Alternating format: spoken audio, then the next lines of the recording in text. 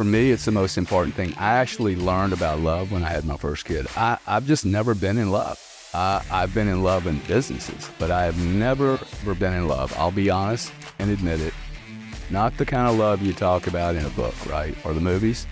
But when I met Mia, like I was walking down a corridor in a hospital and was summoned.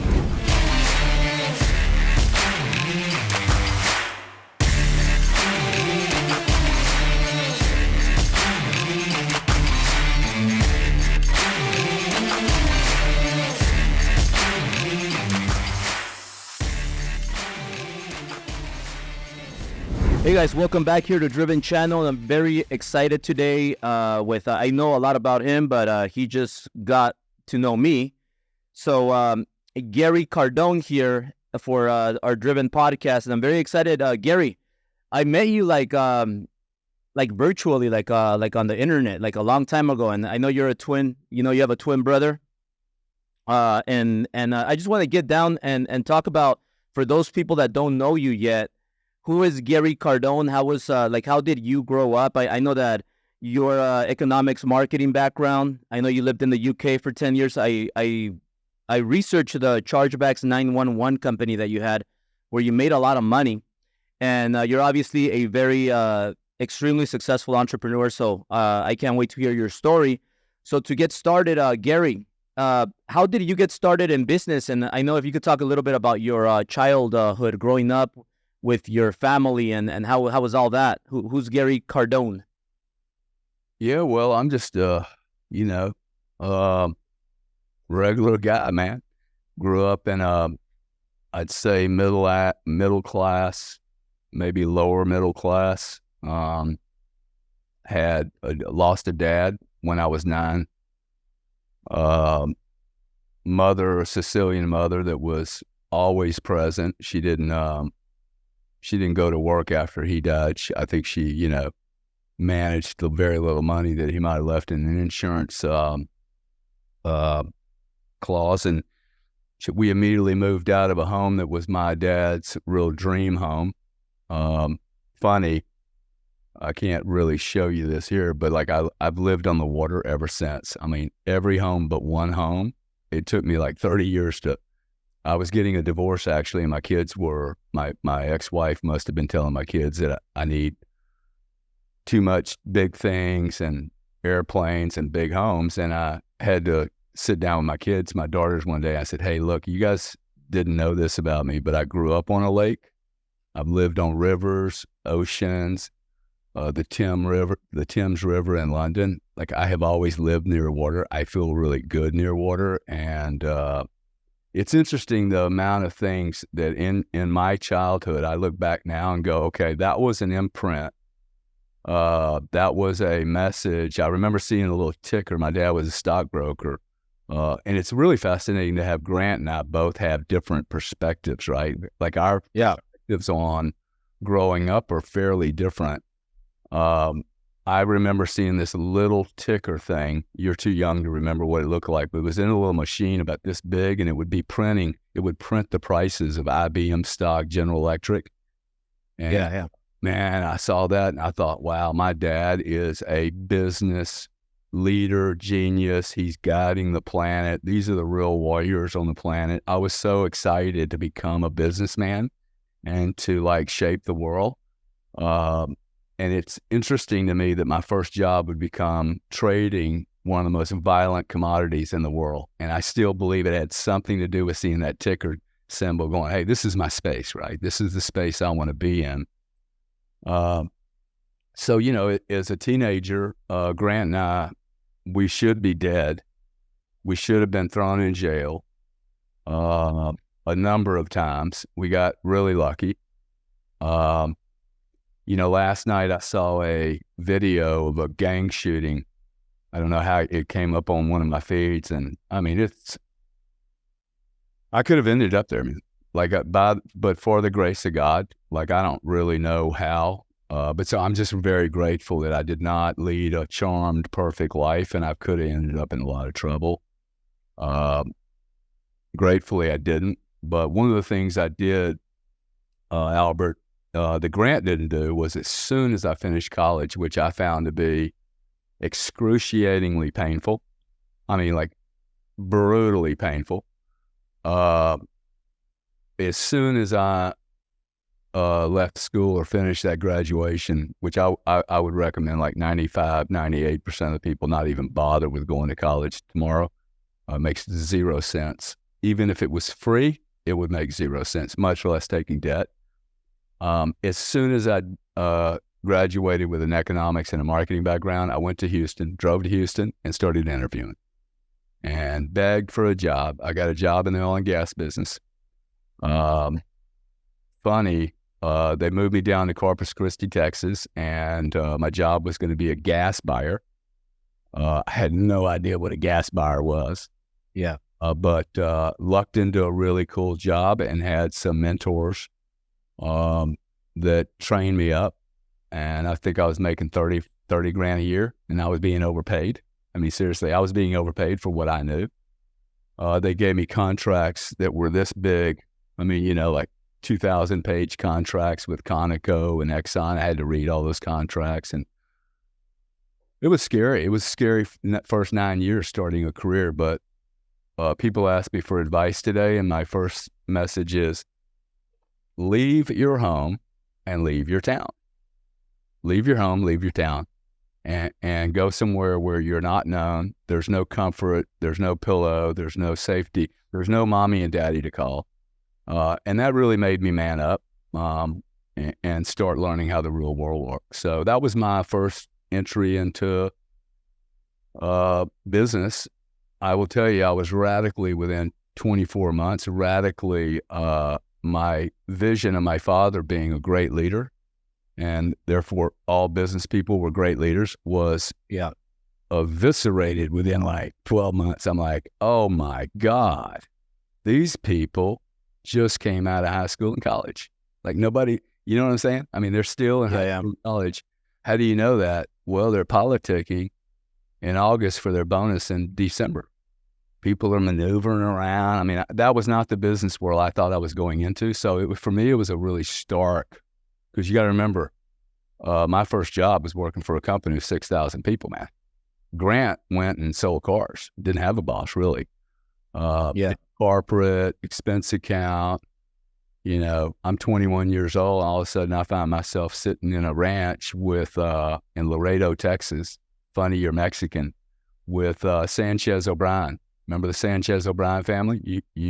Your family will remember the Sanchez O'Brien family. Really wealthy Hispanic family that owned a shitload of real estate, farmland and oil land out in Laredo. The old man, Mr. Sanchez, when he met me, I was going to handle their account. I was being introduced by the vice president, and he handed $10,000 to a guy that looked like you, but about 200 pounds bigger, bald head. So a fat Albert. Manuel. He handed him a wedge, dude. And he's like, teach Mr. Gary how to be a man. And guess what? They took me over to the Laredo border, and I came back about 20 hours later, a grown up. So those were the experiences I had, and like at a very early age, and I thought I had died and gone to heaven, dude. Like for me, it was like, oh my God, I'm finally in the game, and I'm going to meet real people doing real things. And for me, it was really, really exciting. And so business for me, I've been really blessed 90% of the time to really love doing what I'm doing. And if I fall in that 10%, I do everything I can to extricate myself out of it. Because there's something wrong with the spot if I'm really that uncomfortable. It's not about me working, or it's just, hey, I'm uncomfortable in this industry. I've been in industries before. I'm like, I don't like this industry. It doesn't feel good to me. It doesn't have the value that I have. Might be too small. Like there's some businesses for me that I find just too small. I don't mean to be rude about it, but it's not where my intellect really can make the most out of what I've learned over the years. So that's the journey, man. Just very different. Very different. So Gary, when you were growing up, like when you were a young adult, I know Grant, he got into a lot of drugs and abused drugs, alcohol, and all that stuff. Did you also go through that, or were you like were you sober, clean, or how was your time around that age? Oh no, I was broken. I was and am a broken human. Okay, I have never, um, no matter how much money you make, it doesn't really change who you are. So I'm an insecure doubter. Uh, probably got a chip on my shoulder. You have used every drug on planet Earth except heroin. I was really just smart enough not to stick a needle in my arm because I'm like, hey, I would dig that shit way too much. So I just never did it. Been in and out of trouble. But I'm an explorer, man. And like, if I look back on that today, I probably wouldn't take back much of what I did today. I think what I did and what I learned, I mean, I'm not suggesting that I would want my children to do it. But I probably wouldn't tell my children that they shouldn't ever, ever, ever, ever do it.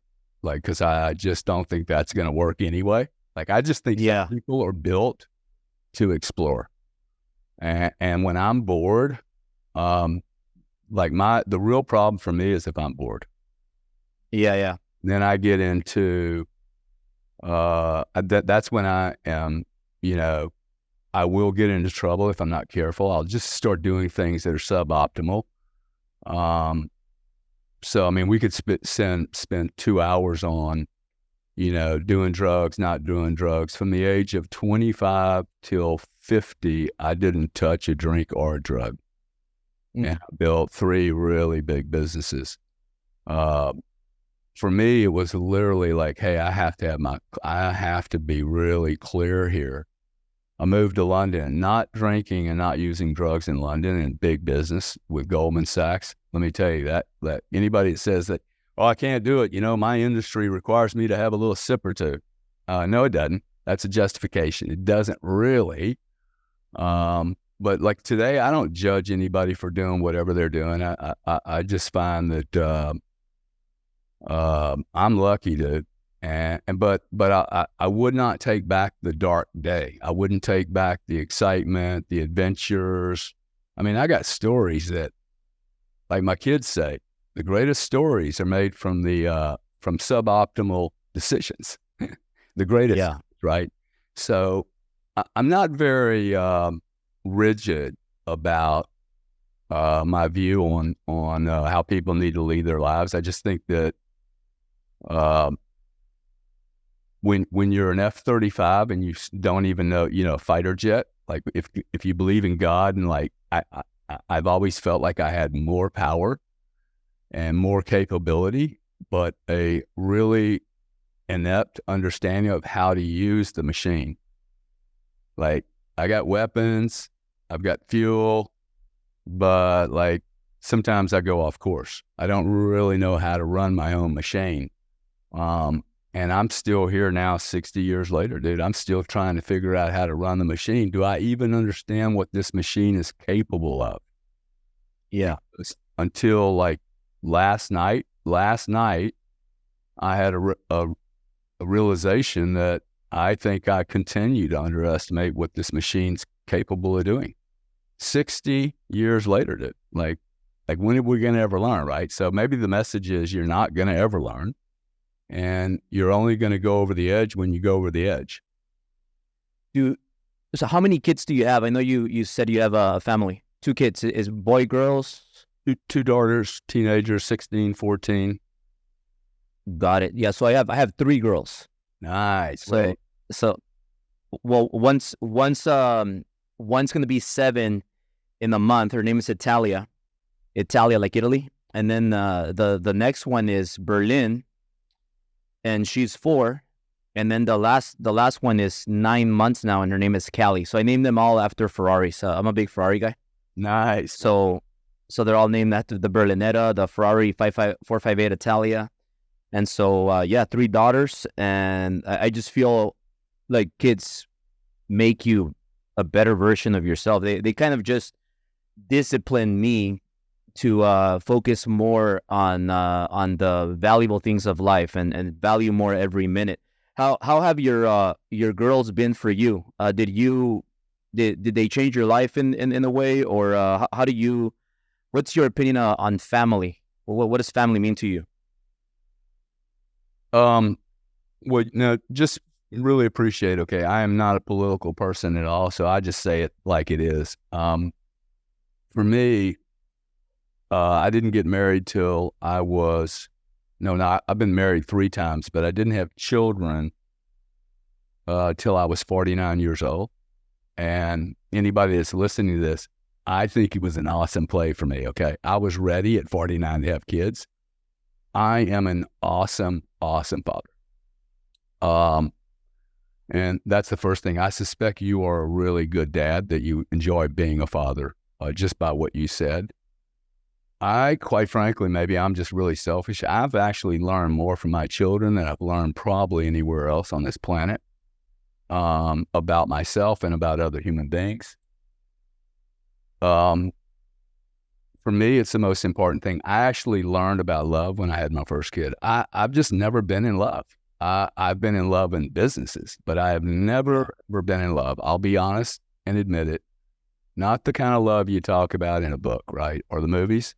But when I met Mia, like, I was walking down a corridor in a hospital and was summoned, dude, in the hallway. I was summoned. Hey, you need to turn around and go back in that room right now. I could feel the presence of this entity rolling into the hospital. Like, it was so, as soon as I walked into the hospital room with my then wife, she delivered Mia, and it stopped my life. Like, it was so intense. And then I realized, oh wow, that's what I've been waiting for, right? It wasn't about sex. It wasn't about the perfect girl in that perfect magazine. It was actually about, hey, look at this little creature down here that I've had something to do with creating.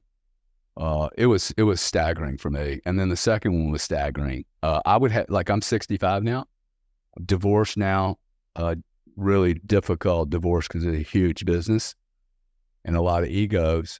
But if I ran into a woman today that had young kids and I really dug her, I would like the added kids. Like, I'm not one of these guys, I don't like kids, dude. They're a pain in the ass. Kids are awesome, man. Like, I'm going skiing with my 2 kids here in a week, and they'll ski me into the ground, dude. They're going to hurt me so bad. Yeah. So my job with them now is like, hey, how many experiences can I have with them so that they really understand how big the world is? Because Grant and I, quite frankly, we thought the world was 30 blocks in Lake Charles, Louisiana. I mean, that was all we had to, and I'm sure you can appreciate, because I suspect you grew up similar or less than Grant and I did, no more favorable for sure. I find that experiences in life are the things that my dad and mom couldn't give us. Like, they didn't have the time, they didn't have the money, and they didn't have the experience. I mean, first time my mother ever left the country was when I was 30, and I went and grabbed her, put her on a first class plane. We went to Italy for 2 weeks. She had never been out of the country. So how can parents who've never been anywhere actually help kids go anywhere? It's kind of like, somebody's got to take the risk. So I left home at 21. Grant stayed there till 29 or so. I mean, Grant didn't really start making a lot of money till about 12 years ago. He really crushed it. Hell, I had retired by 40, I think. 41, I came back to the States and found retirement like worse than doing drugs. You hanging around a bunch of old guys in golf, horrible. Would you say you have an addictive personality? I would say I have an extreme personality. Look, I think I'm part of the 6%. Okay, I'm the outlier. I don't really care if you, like, I am not going to get on my knee for you to like me. If you're a cool cat, you're going to like me because, hey, that guy, dude, on his own. He's independent, but I'm also a monster collaborator. But I'm not gonna. If you think, like Grant and I were very, very vocal about the whole vaccine thing. We're like, dude, we're not taking any shots. Okay, it's just not happening. That didn't seem to be very cool at the time. It's all now coming around being kind of cool to, GFY. Yeah. That pendulum is now swinging. Okay, it's going to. Yeah. By the way, the pendulum, guys, it swings all the way back. Okay? Yeah. It doesn't just swing halfway. Engineering will tell you that mofo swings all the way back to the other extreme. So we have to now go all the way back to not LGBTQ and all that stuff. Like, okay, now we're going to let's go back to the religion, purity, rigidness, and that's over the top too, right? So somewhere in the middle is probably right. We're a world right now that's so grossly polarized and getting worse. So like, my life has not been short of opportunity and adventure. I mean, all you got to do is look at every decade, something is changing radically. The people that lose are the people that get really mired down in the old way of doing things. That's been my observation. They stick in one game. They don't look outside their industry. I've always been really good at looking outside. Hey, what else is out there? So to your question, I have taken risks that most people would never, ever, ever take, including my brother. But I've dug it, man. It's my deal. I'm really good at it. And so when you're doing that, you don't need any drugs, dude. Yeah, that gets you high. Yeah, so pretty big, right? Their industry risk. So yeah, so to answer what you said, I did grow up in Echo Park. I don't know if you're familiar with Echo Park, but I was right there next to downtown LA in a bad area. So I grew up with shootings and drug dealing and all the nasty stuff. And I used to take the yellow school bus. So I used to take the yellow school bus. I didn't speak English, even though I was born here.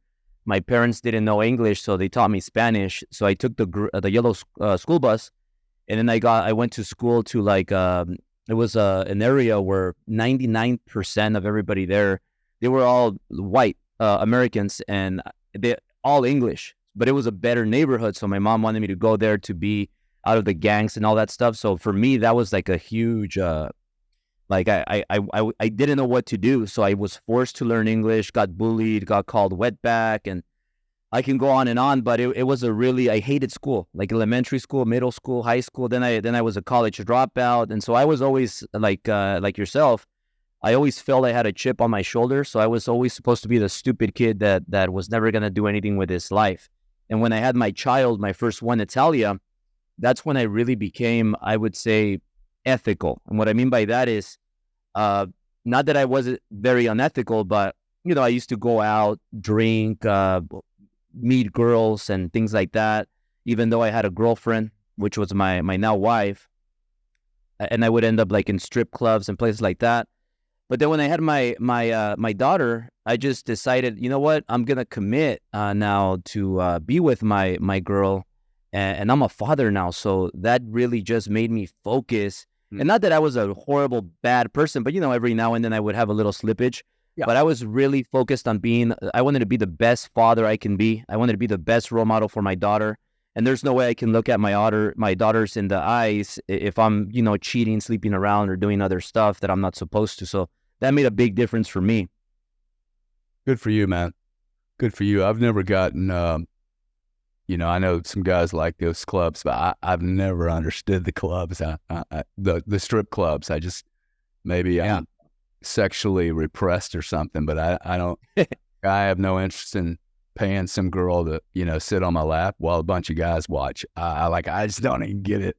And also, like my mother, I was, really impressed with my mother as a human being. Every time I'd walk into one of those places, I'd be like, dude, this is kind of close, much less doing it now with young daughters. Yeah. I mean, I look at the OnlyFans thing and go, wow, dude, what are their parents thinking, right? I mean, Yeah. So look, No.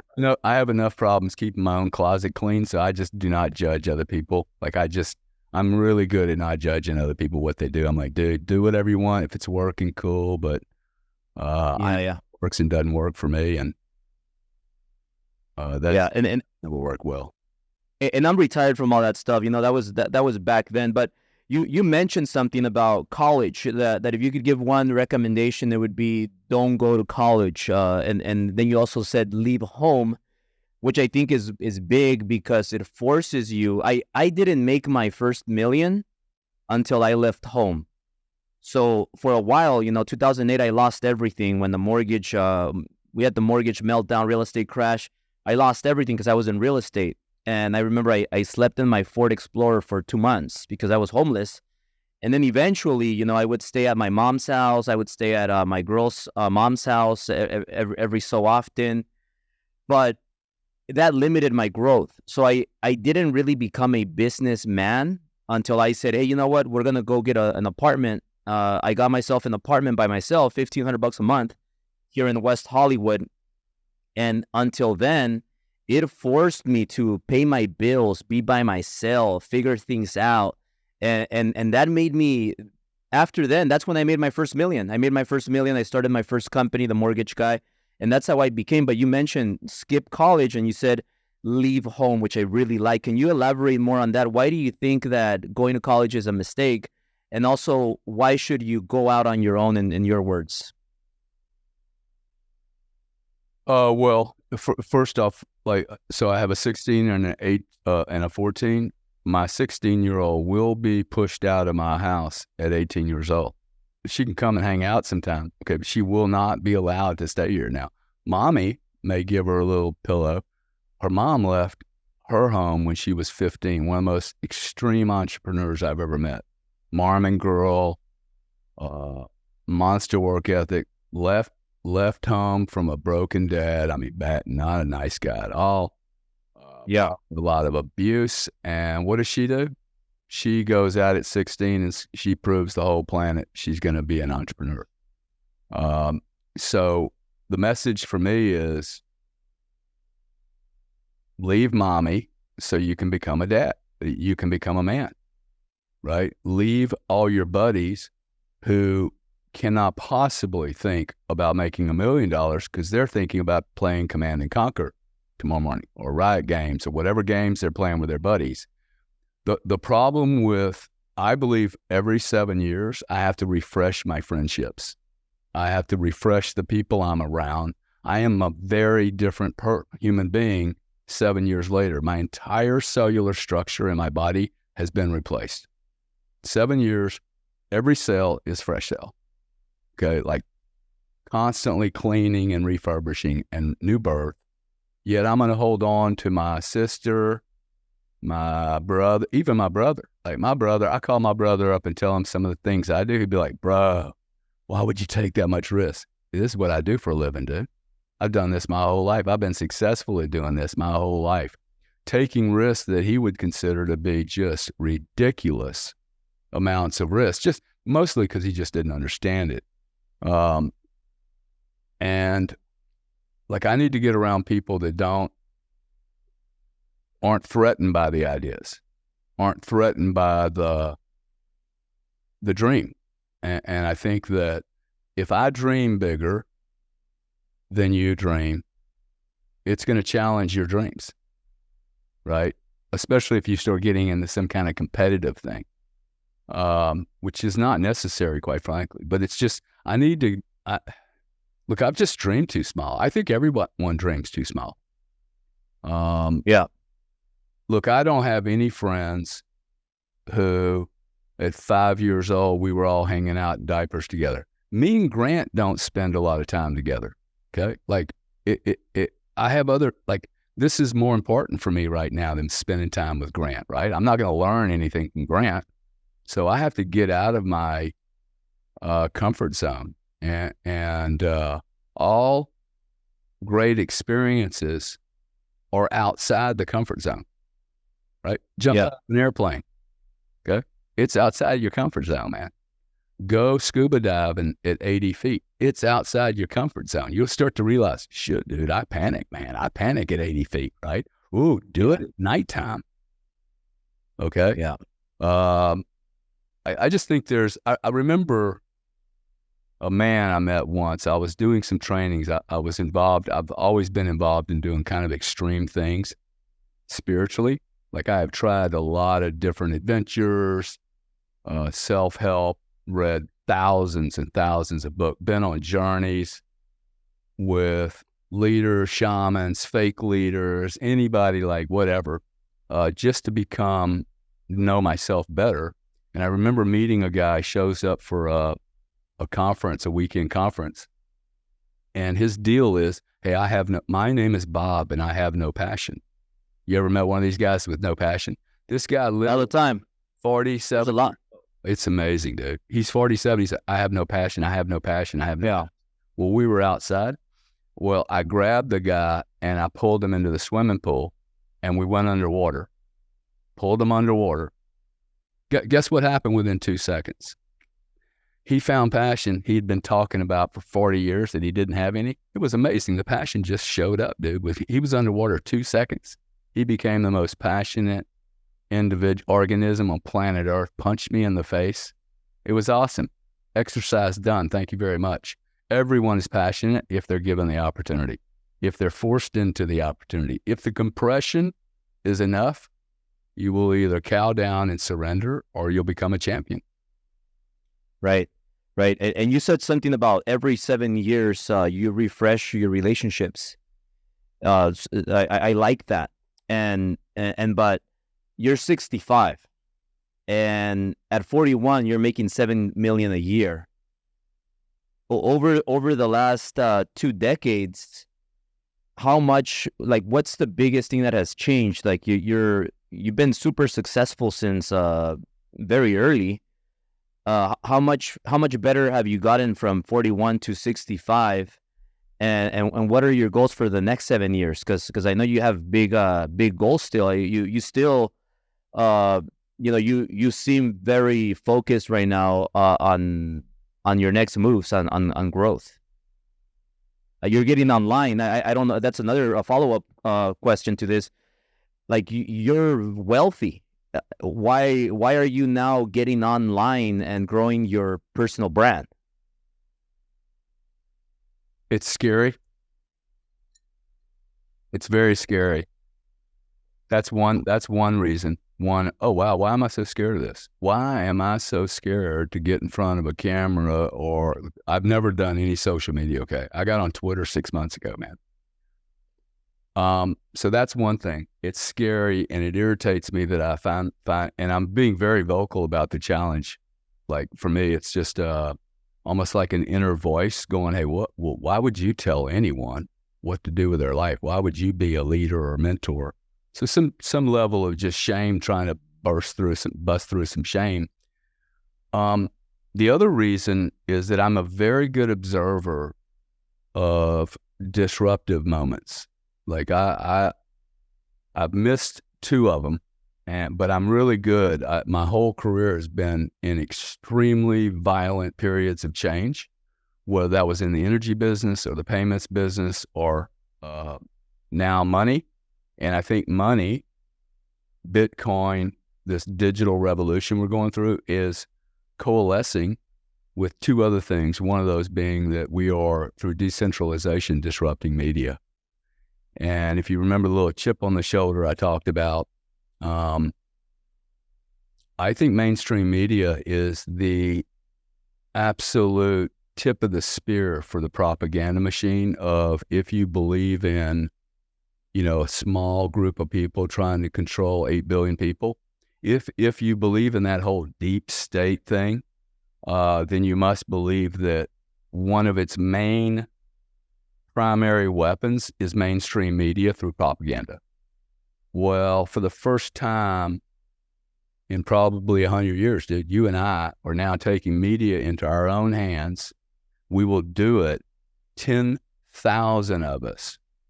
Okay, that's one of the reasons I'm on here. I'm like, okay, I'm going to join the 10,000 and we're going to rip into shreds the tip of the spear. We will obliterate the tip of the spear. Anderson Cooper, see, there's this little game now that's occurred. Anderson Cooper makes so much money being a bitch to mainstream media. He can never tell the truth. He will literally read. You will notice I never have any scripts here. I never read anything. This is from my heart. I have content for a fucking 100 years, man, for sure. Okay. And what does Anderson Cooper have? I'm a Vanderbilt boy. I've got a lot of money and I've met a lot of people and I look good on TV, but he has no content. Okay. I'm not making fun of him, but he cannot make this transition because I'll do this for free, dude. Yeah. Free all day long and build a community. If I only build a community of, remember talking about changing the friends? Yeah. I have a pipe into 8 billion people now, dude. I have a pipe into 8 billion people. I don't need to smoke anything. I need to start consuming an interaction with people.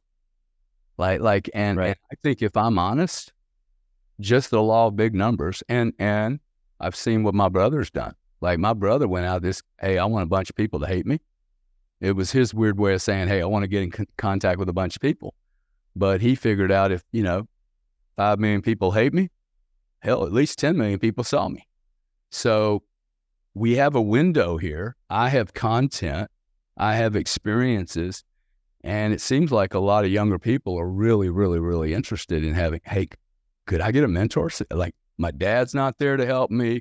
I mean, the world's changing so rapidly that anyone's holding on to like 10 or 15 years ago is probably going to get hurt. They're living in the past.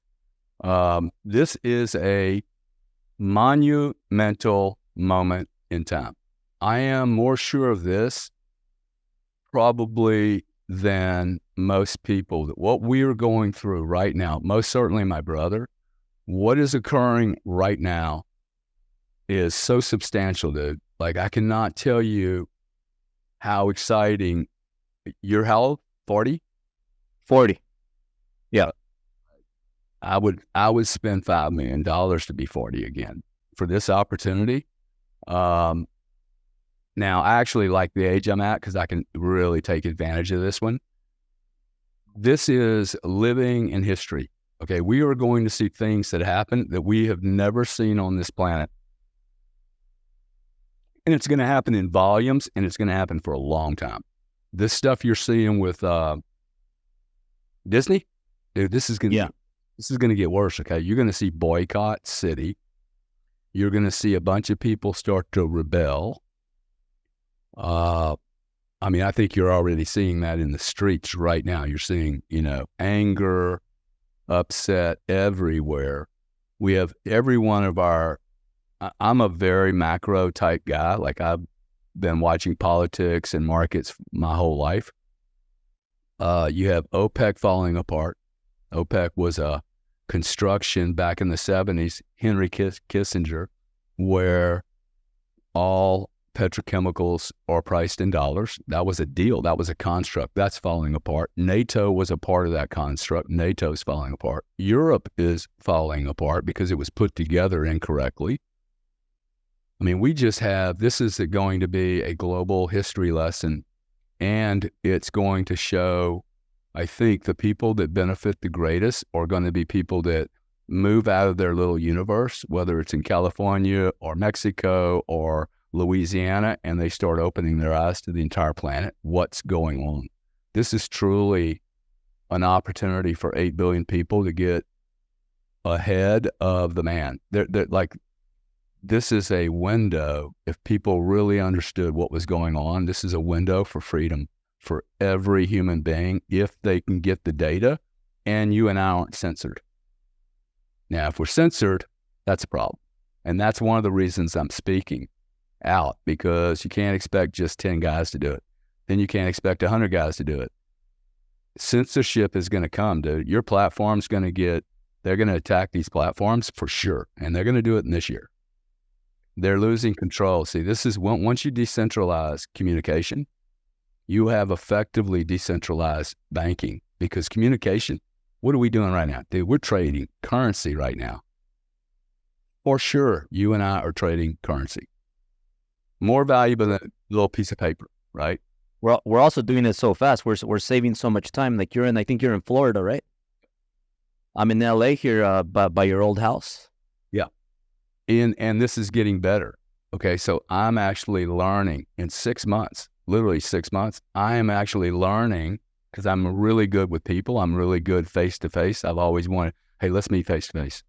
Because there's something, that something, you just get that little feel about the guy and you're like, he sounded good, dude, but I got a little feeling about that cat. I don't, just something, or maybe you drive up in your Ferrari and it's dirty. It's all messed up inside. I'm like, oh, really? Got a fancy car on the outside, but it's all messed up on the inside. Just little, but my point being, the more I do this, the more I'm learning how to reach over this ether and go, hey, who is this cat, man? Like, really, who is this cat? Yeah, I'm starting to get a sense of the humanity part of this, not just the two-dimensional, bits that we're trading. Like, I'm starting to, hey, this guy seems to be a good human being, right? Like, I know it's impossible to do this way, but the more you have communication with people on the same platform over and over, you start to see some anomalies that don't make sense, or maybe the guy's looking at his watch the whole time. Hey, I'm running out of time. It drives me crazy. I hate people doing that, or whatever they're doing. But I'm getting better at judging people through a two-dimensional experience like this. Yeah. Now you said a lot of things right now that stand out, but you're getting into social media. So Grant is huge on social media. Are you planning to go crazy like him and get as many followers like him? How fast? If so, how fast? And because you and him, I see a difference. So one of the differences, he's very, very flashy. Are you going to go that route? Because I know you have the money for a jet and all that stuff as well. You probably have your own jet also. Are you going to go and promote the lifestyle like that, or are you going to take a different approach? What do you think, man? I mean, I think your first 15 or 30 minutes with me, just on the comment of, hey, you start to read people through a two-dimensional experience. Well, I mean, I think you could crush it. I think you could crush it either way. Like you have the knowledge, the wisdom, the experience, the success, and you could do it differently, or you could do it the same. Now, there's a really good book that I like. I don't know if you read it, A Blue Ocean Strategy. Maybe how do you talked about disruption. If I were Gary, like how would I disrupt to be different?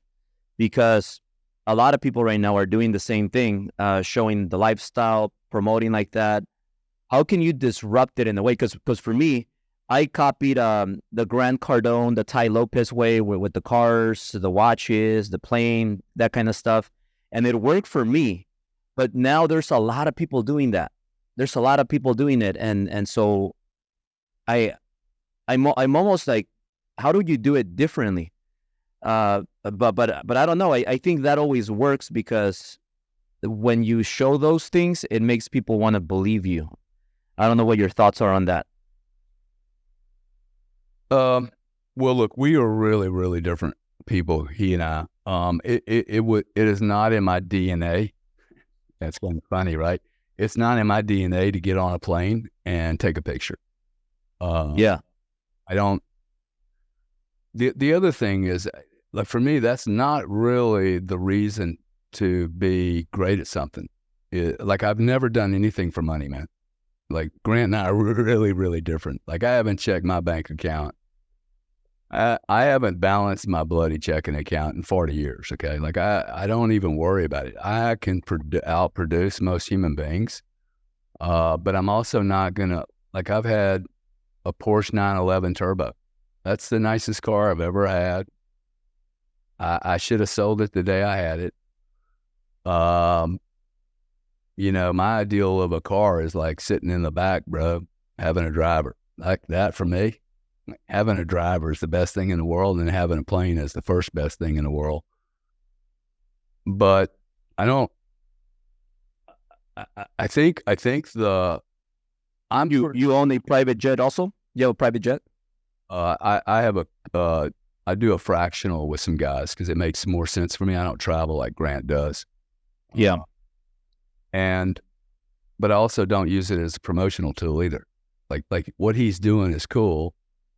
And one thing I know about Grant is as flashy as he may be, he's not going to be flashy and then have to call everybody up and go, "Hey, bro, I'm in jail and I'm bankrupt."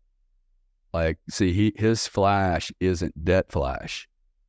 My deal is that I think I try not to do anything that's faddy. I'm not a fad follower. I think we have a moment in time right now. People are going to pay for genuine, honest people. They're going to pay for it, and they're going to save a shitload of money. Because they're going to stop doing many of the things they've been doing, which one of those things is you're going to see in the next 24 months, the school system fall apart at the seams. Like with your children, dude, I would be sitting down with your wife going, "Hey, what if the school system isn't going to be there for us?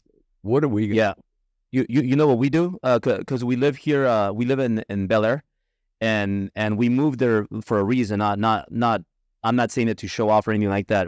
I've been robbed 3 times gunpoint. Well, 2 times gunpoint. The third one was not. They messed up and they ran away.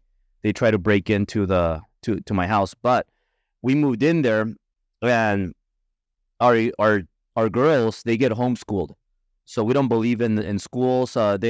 Neither of my 3 girls have any shots, so they're shot free, no vaccines, and so the teacher comes to them and teaches them. And then my oldest one, Natalia, she's going to be 7. She is way ahead of the normal. So she's super ahead and she's learning so fast. Like, I don't even think going all the way through high school is necessary. I really think like in 2 more years, she could work, or maybe even less. She could work here for us and be way more competent than some of the employees I've had in the past. Yeah. Well, look, I don't know you very well, but I'm just going to say one thing to you is, now she's 7, so you got a long time. But when friends of mine talk about putting their kids to work, I always say, "Hey guys, so Albert, what you should do, you have your kid interview with me and I'll have my kid interview with you. But if I have my child working for me, I've had these business situations before, dude, and if you're like me and you build big businesses, the last thing you want to do is do it around a family. There's been so many $100 billion family businesses that have been destroyed because you can't have proper governance. You and I get in a business, dude. Hey, these are the rules, bro. Let's go. We're not sleeping with each other. It's easy peasy. Hey, bro, that's the charter we agreed to. You don't like hey, I want to sell now. Well, we have a governance document that shows when and how we sell. But if you're doing that with the woman that you're sleeping with, it becomes really, really difficult, right? Or a family member. So I'm just a big believer. And I was telling Patrick that. I said, "Dude, I'll take your kid. You take my kid. And by the way, if my kid shows up 1 minute late, fire her ass, okay? That'll be her first lesson." And that's what you can't do. You can't do that. I was fired, dude. I was fired for cheating on my expense account when I was 24 in the energy business. I'm like, I landed this great job. My boss taught me how to do it. I mean, it wasn't really wrong, but for some reason, the top guy wanted me gone, and he used a $1,700 expense account for a year or some era, and I got fired. And then I had to swallow my shame, and I ended up going back in the industry, but I had to, be really humble and not make that mistake again. So the mistakes aren't the problem. Dude, the homeschooling, my children, the only reason my children are going to private school today is because I was in a violent divorce, and like everybody had a different agenda. So I ended up putting them in the school system. The school system are like, where did you get these children from? They have an attention span. Well, guess what? They didn't have a phone until last year. They didn't want they didn't want a phone. They were traveling all over the world with us. Like they were in London, then Germany, then back into Tampa, then back on, and the teacher's traveling with us. Cost me $100,000 to have a teacher. Just secure that teacher, man. Realize you're going to have to keep upgrading your teacher, as you go. Yeah. But bro, like the technology we have, we are months, years away, a very small number of years away, where we're going to be able to hire a robot. And I'm going to go, hey, Elon, let's see. I want a little bit of Albert. I want a little bit of Grant Cardone. I want a little bit of Albert Einstein. I want a little bit of a musician over here, a genius. I'd like some poetry in here. Give me that software package. And then you'll do something similar for your other child who's going to be different. She's going to have a different software package.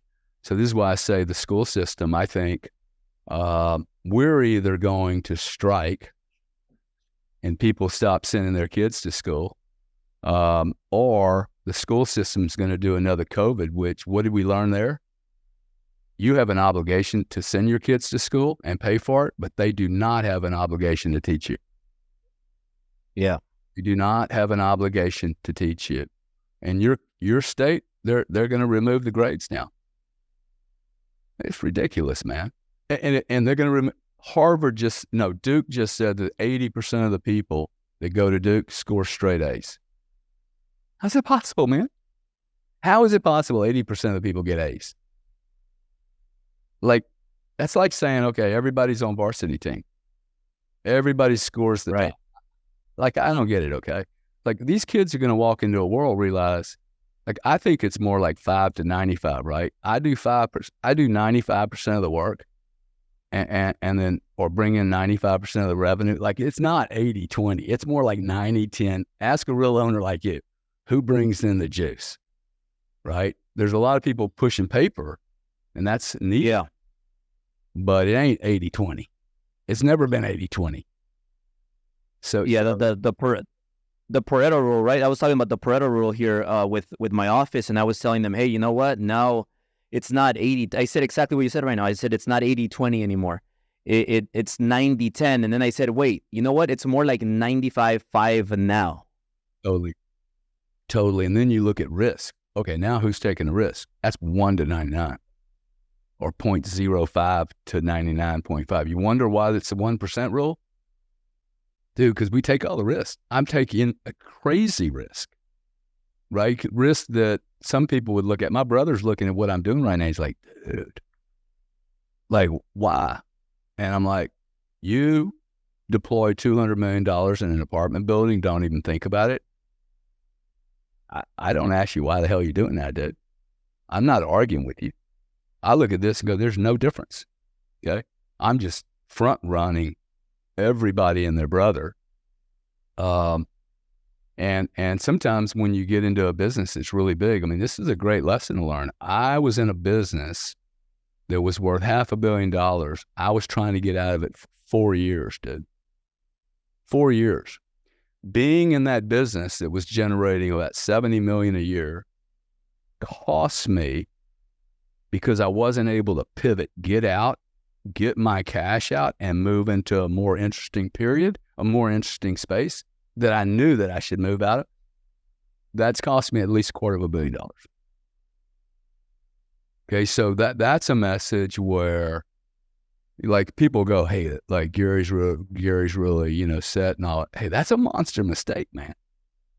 Okay, that's a monster mistake that if I don't share that mistake with other people, you can have a great business and still it'd be like, yeah, but I could have sold it and moved. I could have shifted. See, I like a lot of change. I need a lot of change. I would hate doing what you do. I would most certainly hate doing what Grant does on real estate. It's just too boring to me. It's just a really unintellectually stimulating game. And I think that, he does all those other things. Those are the stimulating things for him. But the wealth gathering around the real estate, I he's going to be hugely successful and is, but that's not my barometer for, hey, am I successful? My barometer is, am I having fun? Yeah. Right. And if I have fun, the money, bro, the money's easy. The money is the easy part, really. They're just zeros. Mm-hmm. Okay. 1 million or 100. There's 2 more zeros, man. They're just zeros. It's nothing. Literally, it's a fabrication. It's easier to go into a big business. I learned this when I was younger than you. Oh, wow, it's easier to do a $100 million deal than it is a $10 million deal. And it's a lot easier to do a $100 million deal than it is a $1 million deal. Why? Because the guy you're dealing with is a professional. And the 1 million, like, he's got a lot, you know what I'm saying? Like, I don't want any headaches. I don't want okay, we're done. Deal done. Let's move on to the next deal. Right. So Gary, you talked about risk. When did you start taking those risks? And you just said that you're still taking, I think, a risk right now. So are they smarter risks now, like bulletproof risks that you take now, or do you still take the same scary risks that you took in the beginning part when you made your first million or your first 10 million? I should be taking much greater risk today than I did then. I think we've all been told a lie, bro. Okay. Like, as long as my kids have enough, you know who Anthony Scaramucci is? I don't. He's an Italian boy out of New York. He ran, he was in the Trump administration for 11 days and got fired. Okay. Uh-huh. Wall Street guy, Goldman Sachs, Harvard. He's big into crypto. He has a monster position in Bitcoin. And he came up to me one day and he told me what his position was, because that's what big guys do. They go, hey, this is my position. Do you think I'm right? I mean, this is a monster position, okay? Like a very, very large position, like the kind of life-altering, name, legacy-changing. You're zero, or, you're a multi-$100 billion player. He said, do you think this position's right? Because he knows I'm extremely bullish on particular pieces of the crypto world.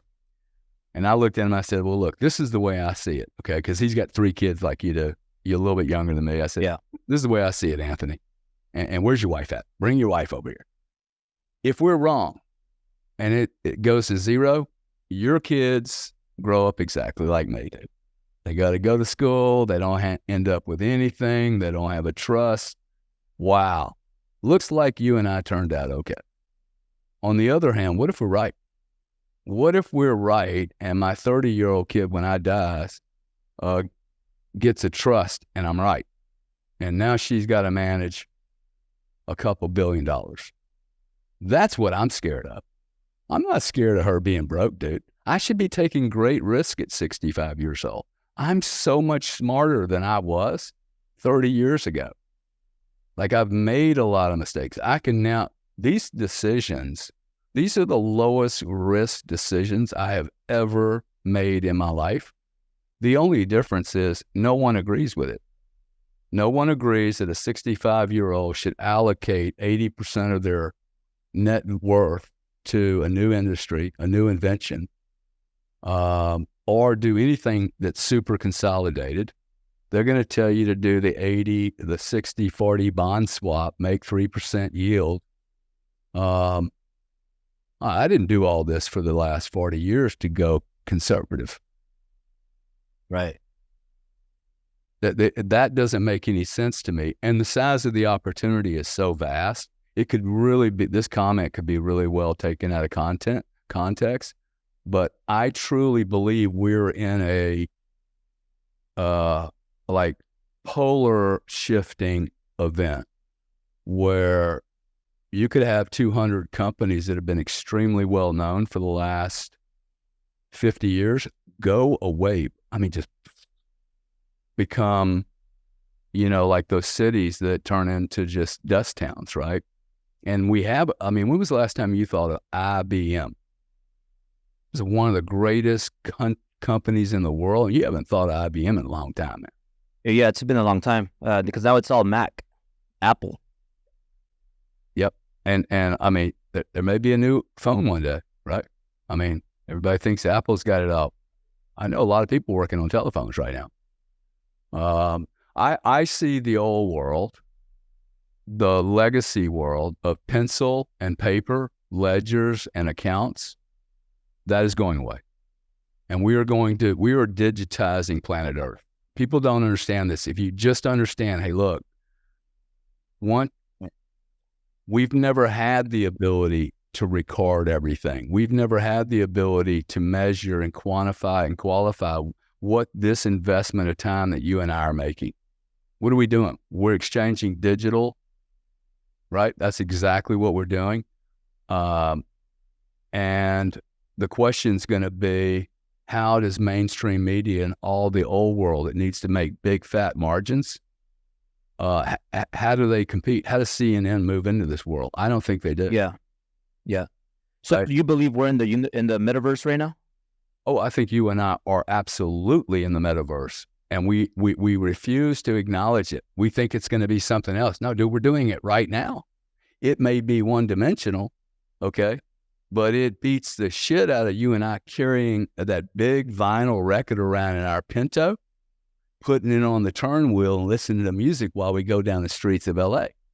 Skippity, skippity, skip. So what do they do? Hey, 8-track tape.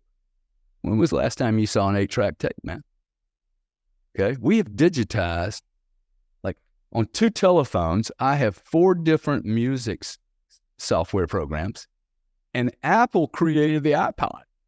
I'm paying for Spotify and somebody else and Apple, and I never use the Apple product. How the hell did Apple miss this? They created the iPod, man. And I am literally buying all my music from Spotify on the same freaking device. That to me is a staggering piece of data. Like, wow, Apple created the fragmentation of music and the portability and compression of music so that I could stick it in my pocket. It was a Walkman. And now, then it went to the iPod. And now what do we have? We have this thing. I can just go, hey, play Jack White. I want to hear Ball and Biscuit. Bang, shows up, weighs nothing. We are going to do that to money. Books, we've already done it to books. I don't like reading books that way. And we're going to do it to everything else. And this is part of the metaverse. I mean, you and I could never have had this experience in an efficient manner where it didn't cost us $8,000 to go across the world, stop our day, stop all our business. Boom, we're plugged in. High definition, man.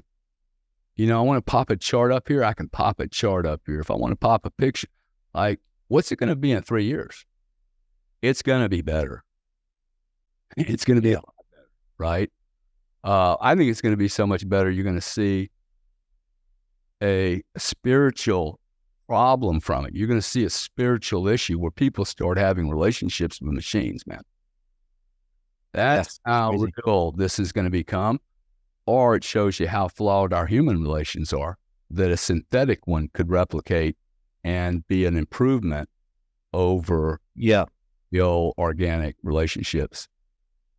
Hey, Gary, have you heard about Jeff Bezos when he started his company in the beginning part? He needed to raise money and how he met with 60 people and he got 40 no's and then he got 20 yeses and he raised, I think, a couple million for 20% of his company. So, like nowadays, I know that when you go raise money, I don't know if you raised money before, but when you raise money, you meet with people one-on-one in person and you give them your pitch deck and you tell them this where the company's going to be year 2, year 3, year 4, year 5. Do you believe that now you could easily raise money through a Zoom like this as opposed to flying in to meet all the people, all the investors you want to meet with? Most all the deals right now, most all M&A is being done right now on these platforms. People are no longer finding it necessary to go have lunch at the local taco stand and meet the management team because they're working on 10 other deals also. Yeah. COVID really really, I think whoever these idiots were that came up with this idea, they really misunderstood the consequential, the unobserved and unintended consequences. We were getting ready to rip their heads off from that debacle of a fucking strategy. That was the dumbest thing since sliced cheese. I don't even understand how they could have thought. You're talking about the flu, right? I'm talking about the lockup where they tried to convince everybody to get some injection in their body, dude. Like whatever that was. Okay. That was. Did you ever get COVID or do you believe it's just a flu? What are your thoughts on? I have no idea what it is. Okay. I get sick 2 times a year and I keep waking up. I don't give every little illness a fucking name. I was in Vegas at the Encore Hotel in 2019, getting ready for New Year's, Chinese New Year's. I was hanging out with 40,000 Chinese people, dude, like January the 1st, 2020. And then went to Grant's event in March or so, and then came down with COVID. I thought it was one of my, hey, I was in Vegas a little bit too long. Right. Got sick. I think I've had COVID 2 or 3 times. It's never destroyed me. It's like a cold. I had one the other day. I don't even test for it. I've never tested for it. I wore a mask for 2 hours max. I have not done business with Costco in 3 years because they asked me to wear a mask. I have not done business with a lot of companies that jam that shit on me. I mean, Costco has lost $1,500 a week every week for 3 years. Because United Airlines, I haven't stepped on a United Airlines flight in 4.5 years. And anybody else that treats me with this, draconian, hey, I'm the TSA or I'm a stewardess and, you're lucky to be sitting in my seat. Dude, you treat me like that, I will not spend money with you. And I'm literally going through right now every line item of every expense item I have, saying, this company, Netflix, is it good for the planet? And do I share their belief system? Nah, I don't. Okay, there's a little bit too much gay shit on Netflix for me. Good, next one. And like, I don't care. Like, I have gay friends, cool. But I do not have gay friends that are sitting outside when they're invited to dinner, that are sticking their tongue down each other's throat in front of my children. And if I went to your house and you were, manhandling your girl, dude, at the table, I'd be like, bro, like, this is a little bit too much for me, okay? Too much information. So this is my complaint with people that say, hey, I want to check, I want to do my own sexual thing. Cool, dude, do it in private. Do not do it in front of my children. Okay, it's not okay. And I don't care how hammered you are, but in the middle of New York or London in front of a big building, come on, man. 2 a.m. in the morning. I mean, look, I have not been perfect, okay? But when a 14-year-old's around, I don't need you to be a voyeur, an exhibitionist, okay? I don't need you to do that. I don't get any part of that. What does that have to do with having a relationship or defining a sexual preference? Dude, I'm having a hard enough time finding one woman that can put up with me, much less, somebody that's all confused about what they are or not. Sorry if I went off on a track, but for me, no, it's all good. I think too many people, we have become highly addicted to convenience and saying nothing and being quiet. And I'm fed up with it, quite frankly. I would rather live with a tribe of 20 people who are honest than a bunch of people who just walk around doing nothing. That's how we got here, because people have not been opening their mouth. Right. Well, kind of like my daughters, because I have 3 daughters, right? And you have 2. Now I think I don't know if it's out there yet or if it's official, but if you were born a male and then became a woman, then they allow you in the women's restroom. So like, I just like, if if my daughter's going to go into a restroom like that, and I see that, like, I don't want, they're not going in there without me. Like, I'm going to take them in with me. That's just the way I think, you know? Yeah. Hey, I'm with you, man. I mean, at the age of my kids now, I'd tell them, hey, clock them, dude. Scream, yell, hit them in the face. I can throw your books at them, tell them to get the fuck out of the girls' bathroom. I don't care how big of a scene you raise. It's not okay. Like, it's just insane that we wouldn't even have the conversation on this, man. Okay? Like, it's just silly. It's just freaking ridiculous. The more people like you and I the pendulum has to swing back, man. Okay, I think that it has to swing back. So, my word, okay, 2 years, system is going to get clocked. It's really going to be, and then I think the other thing you're going to see mainstream media go bankrupt.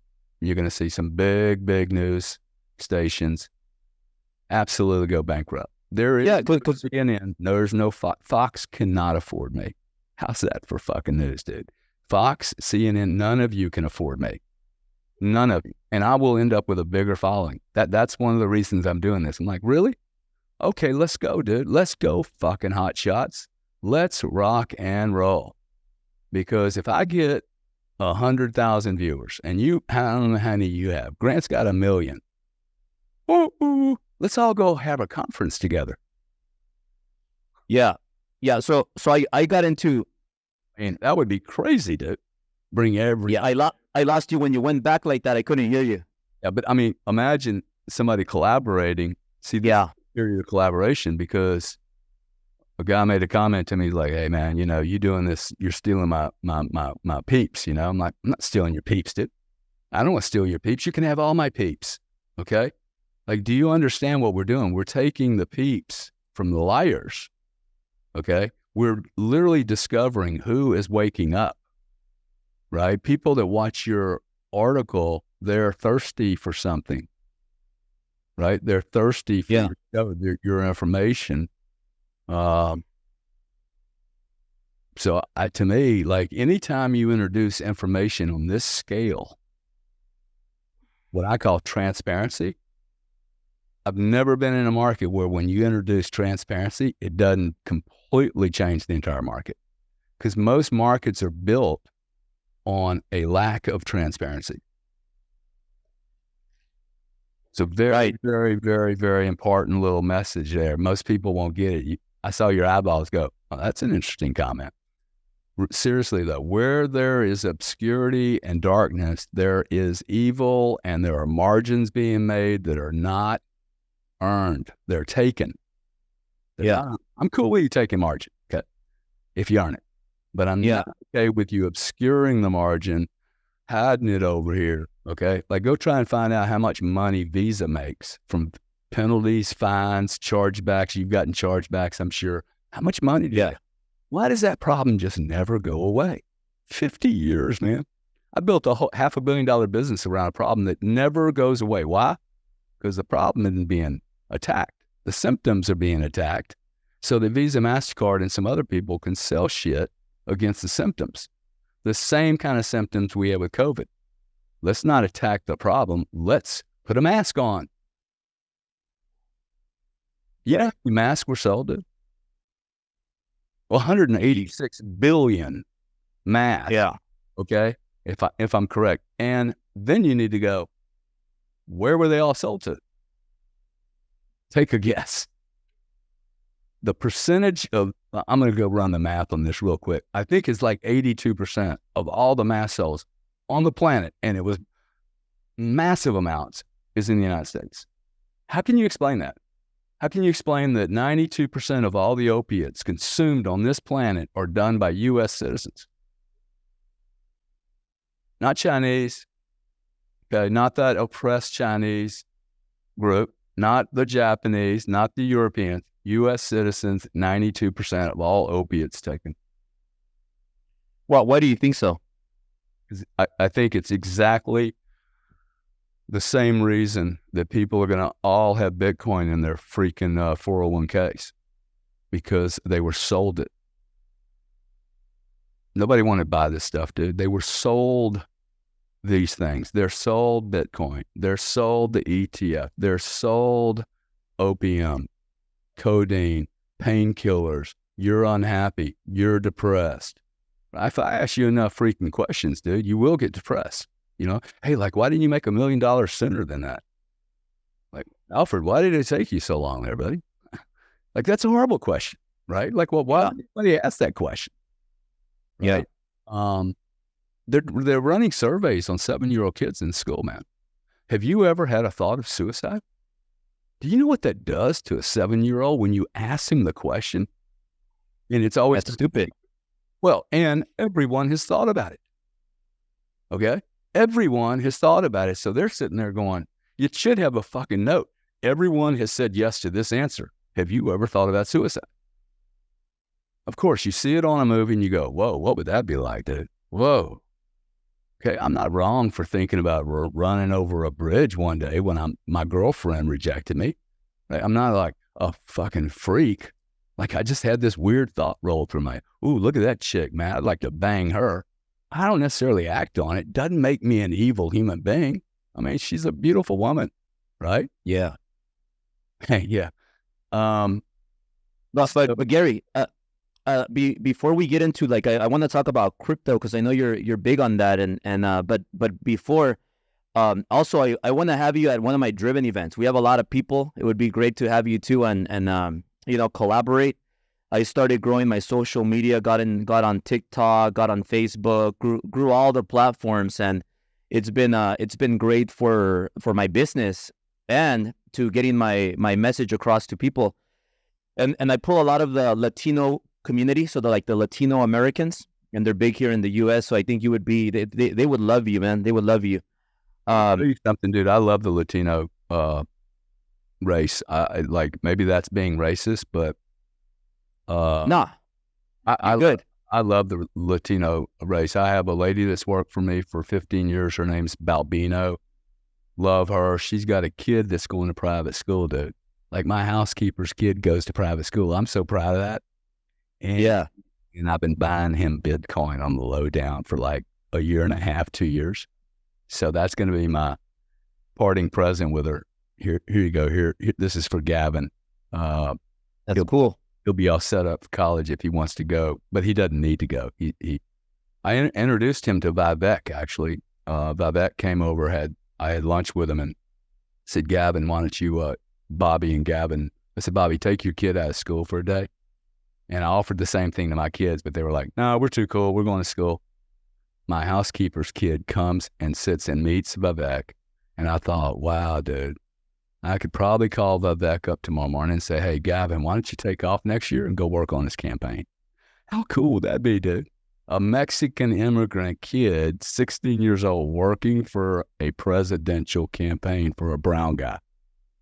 Dude, yeah, that is cool. If I can do that kind of stuff and make that kind of change, to me, you can see how I get excited. I'm like, now that is pushing the envelope, right? And if you can do it one time, you can do it 1,000, man. Right. Yeah, no, Gary, we gotta have you here, man. I had Grant in a couple of my events already, so I want to have you now, but we'll talk about that later. On the COVID things that happened after it that opened the eyes to a lot of people. How do you feel about online metaverse? But how do you feel about office space, commercial? Do you think that the days of having big offices, people working in an office, do you think those days are gone now, or do you feel you still need that for culture? Gone, dude. Me and Grant argue about this all day long. Now, what he hears is me saying it's all gone. I didn't say it was all going to go, but about 30% of it's going to go. And if you remove 30% of your margin away from your business, you're broke. Okay, this is why I keep saying to everyone, hey, look at your bills, look at what you're paying for. If you're spending money with a vendor or a retailer that is not good for you, that is not good for me, that's abusive, oppressive. They want to take a stance on one war or another. Like my view is, fuck it, dude. I'm not paying you for that. I'm paying you to produce really great products.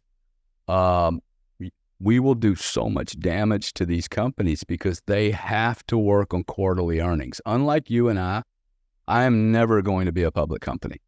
The moment I become a public company, my shareholders can lean into me and they own me.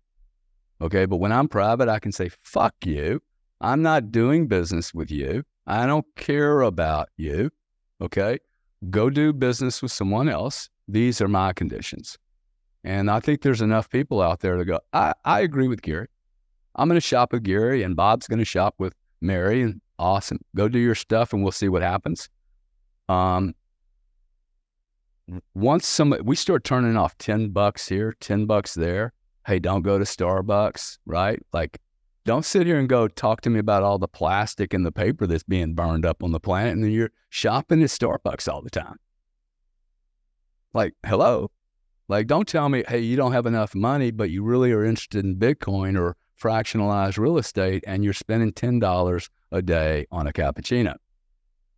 Right. That's a dumb decision, okay? Like, really, really, really dumb. And no one's really talking about that, right? Like, hey, you have the opportunity. You do not have to be a consumer. Okay, I know that's your role. Anybody listening here right now, your job is to be a consumer. What do consumers do in this matrix? They consume. That is your only job, is to be a pig. You don't have to pay for it. You just consume. Keep consuming stuff. Well, my message is stop consuming stuff you don't need from people that are evil. And that now we will see massive change. Man, one, people are going to stop consuming things they can't afford, right? You were going to go to Bitcoin. My message, first thing on Bitcoin is, hey, got any debt? Pay it off. Do not talk to me. Do not listen to me about Bitcoin or real estate or anything else unless you have all your credit card debt paid off. Okay, you make 20% tomorrow morning, pay off your credit card debt. You just made a 20% return. Now you got your shit in order. Rip them into pieces. Don't ever use them again. Okay, get an American Express card that you have to pay off every month. I have never used a Visa MasterCard, man. Okay, I go to Las Vegas to gamble. I do not have a line. Okay, I bring cash. And I can afford to lose this. Let's roll. I don't go to the ATM. Okay, I've never been to an ATM in my life. I don't know why anyone would pay $3.50 for $100. I'll do it for $2.50 right now. Like, why would you do that? Just go get some money at the bank and stick it in your pocket. $1,000 weighs about 2 grams, less than 2 packets of Coke. I know a lot of people that carry a lot of Coke in their pocket. If I can carry some cash, geez, right? It costs nothing to carry Bitcoin around in your pocket or in your mind. And you know, guns pretty heavy. I mean, I guess we can go crazy with this, but I just think we're up for a moment of such great disruption that I would spend the next 100 hours necessary just to get my shit in order to go, okay, what is he talking about? What is this life-altering opportunity for his 14-year-old? My 14-year-old will never step into a college. I will do everything I possibly can to talk her out of it. The other one's going to veterinarian school. She has to go to the school. But my other one, I will give her money not to go. And let's say I've got to spend $100,000 on my first daughter for veterinarian school, which is probably going to be a lot more than that. My deal will be, hey, Allie, you have the exact same dollars, whatever you want to do with it, dude. Including. What would you recommend her to do if she doesn't go to college? But let's say it costs $300,000 a year, $300,000 for 4 years, or 200, dude.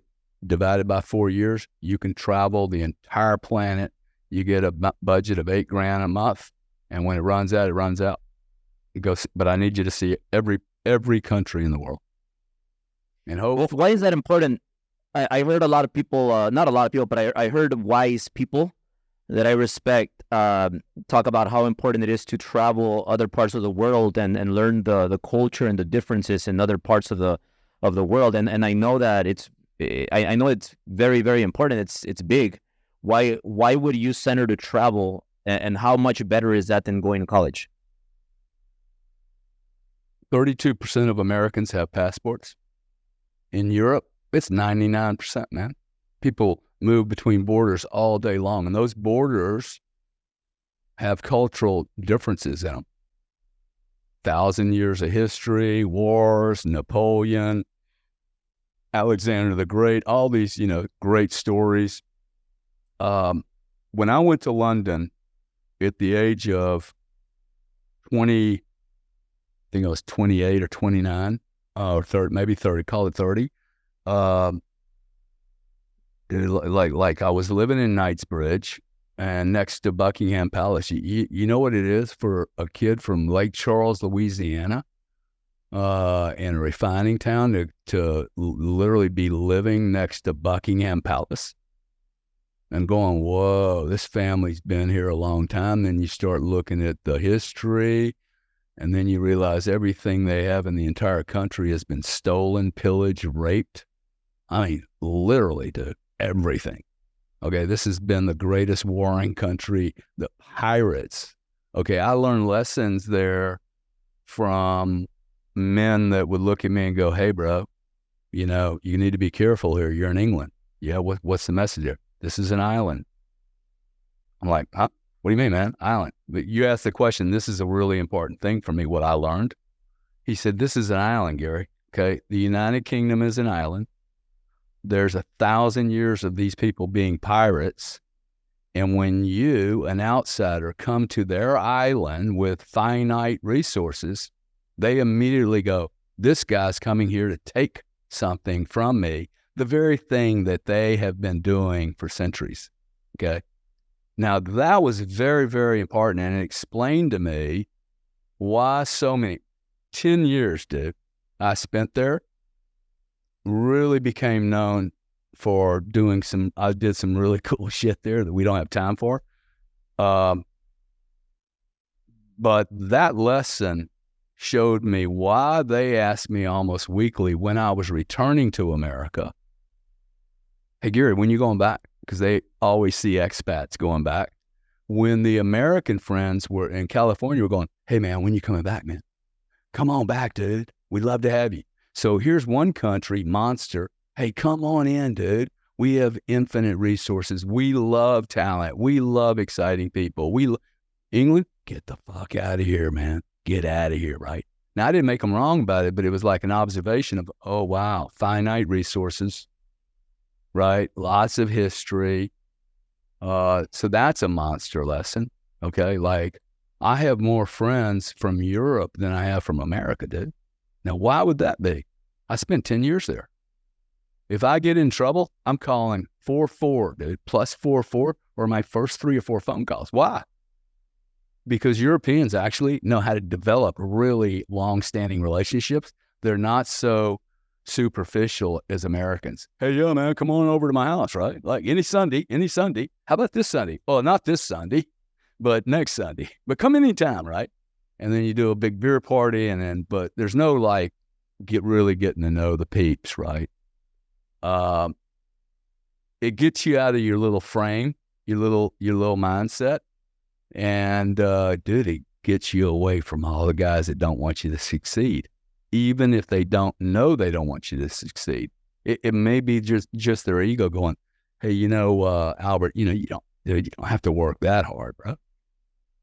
Okay, and if you become sanctimonious and perfect, hey, can I get another one? Oh, you got me one. Thank you. If I become really sanctimonious and perfect and everything, like I'm not listening to myself, right? But if you start doing some big moves, man, I start going, man, he's making big moves. What's wrong with me? His ego's out of control, man. Albert just wants to be known, but money's too important to my brother. Whatever the comment is, right? Yeah. So Gary, what if I'm like Well, what advice would you give to a 40-year-old like me that, I haven't traveled internationally that much. I've been to Mexico. I've been to, just really Mexico, maybe, maybe Guatemala, I think I went to. But I haven't traveled internationally, but I have, 4 companies that consume a lot of my time, and they're making good money, right? And then I have 3 daughters that are small, a wife. So, and I know that I'm missing a lot. Like I could be going to Singapore, I could be going to Italy, Germany, London, and other places, and I think it'll make me more powerful. But when you have all these things going on here, how would you do it? Would you travel with your family, and then because when you travel, you leave your family? Would you travel alone? Like, what would you recommend me to take it to that next level? Because I do need to know, the rest of the parts of the world. Well, I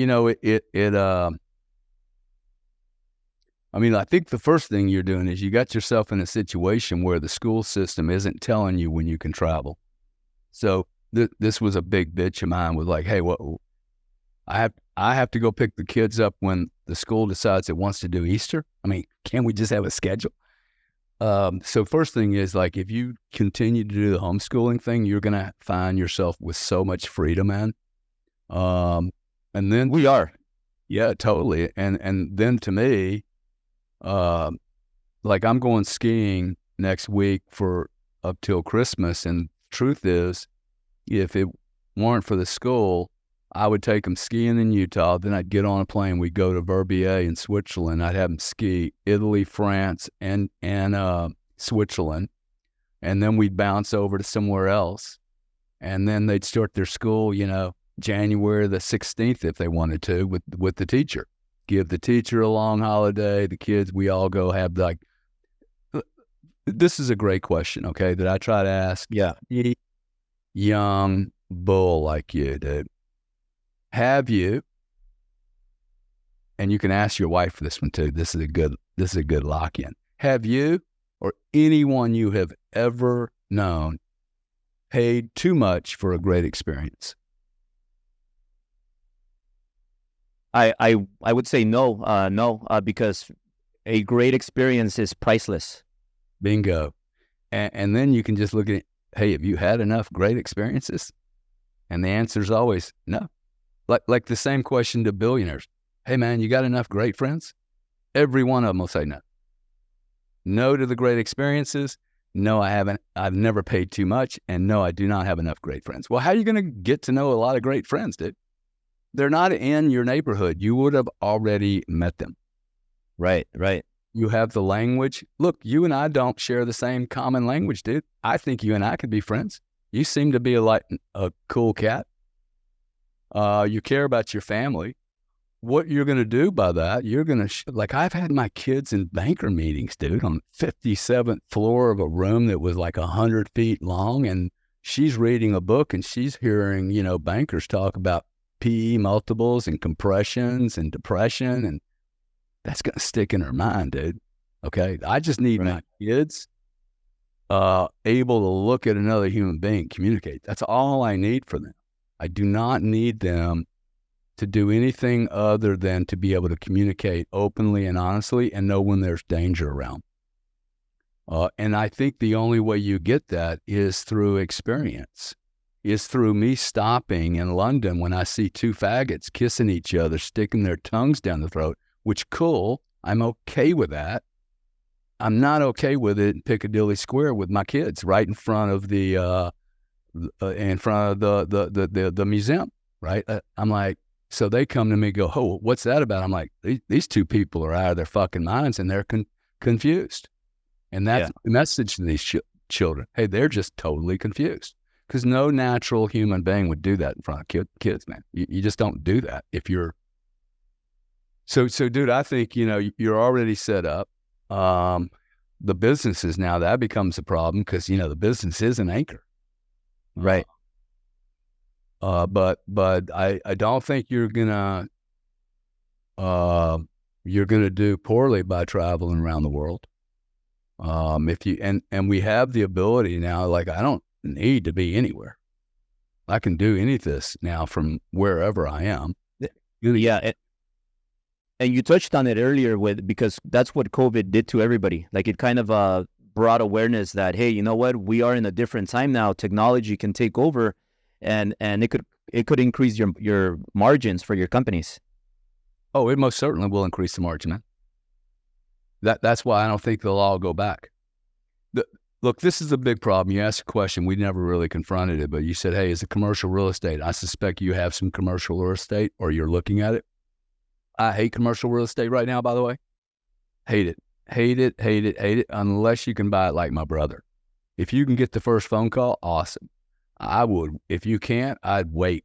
And I'm not even sure he isn't going to get smashed because you cannot measure how big this is going to be. I do happen to believe it might be so big that it's not big at all, that they smooth it out.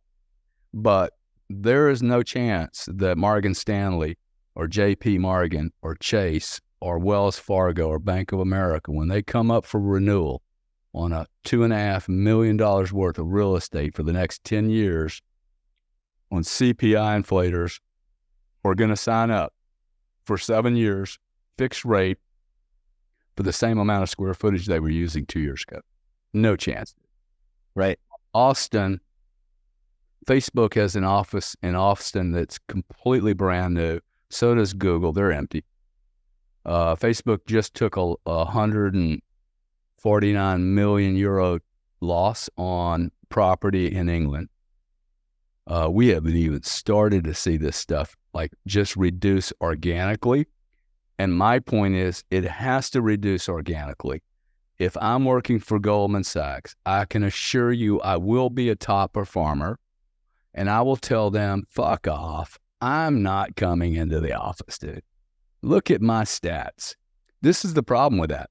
When you remove the 20% of the best performers, you're literally left with a bunch of mediocre, middle management showing up to Goldman's offices or whoever's, and they're literally the total middle of the barrel. Right. They go in because they have no other choice, or their main reason for showing up to the office in the first place is not to do work, but it's to get away from the house.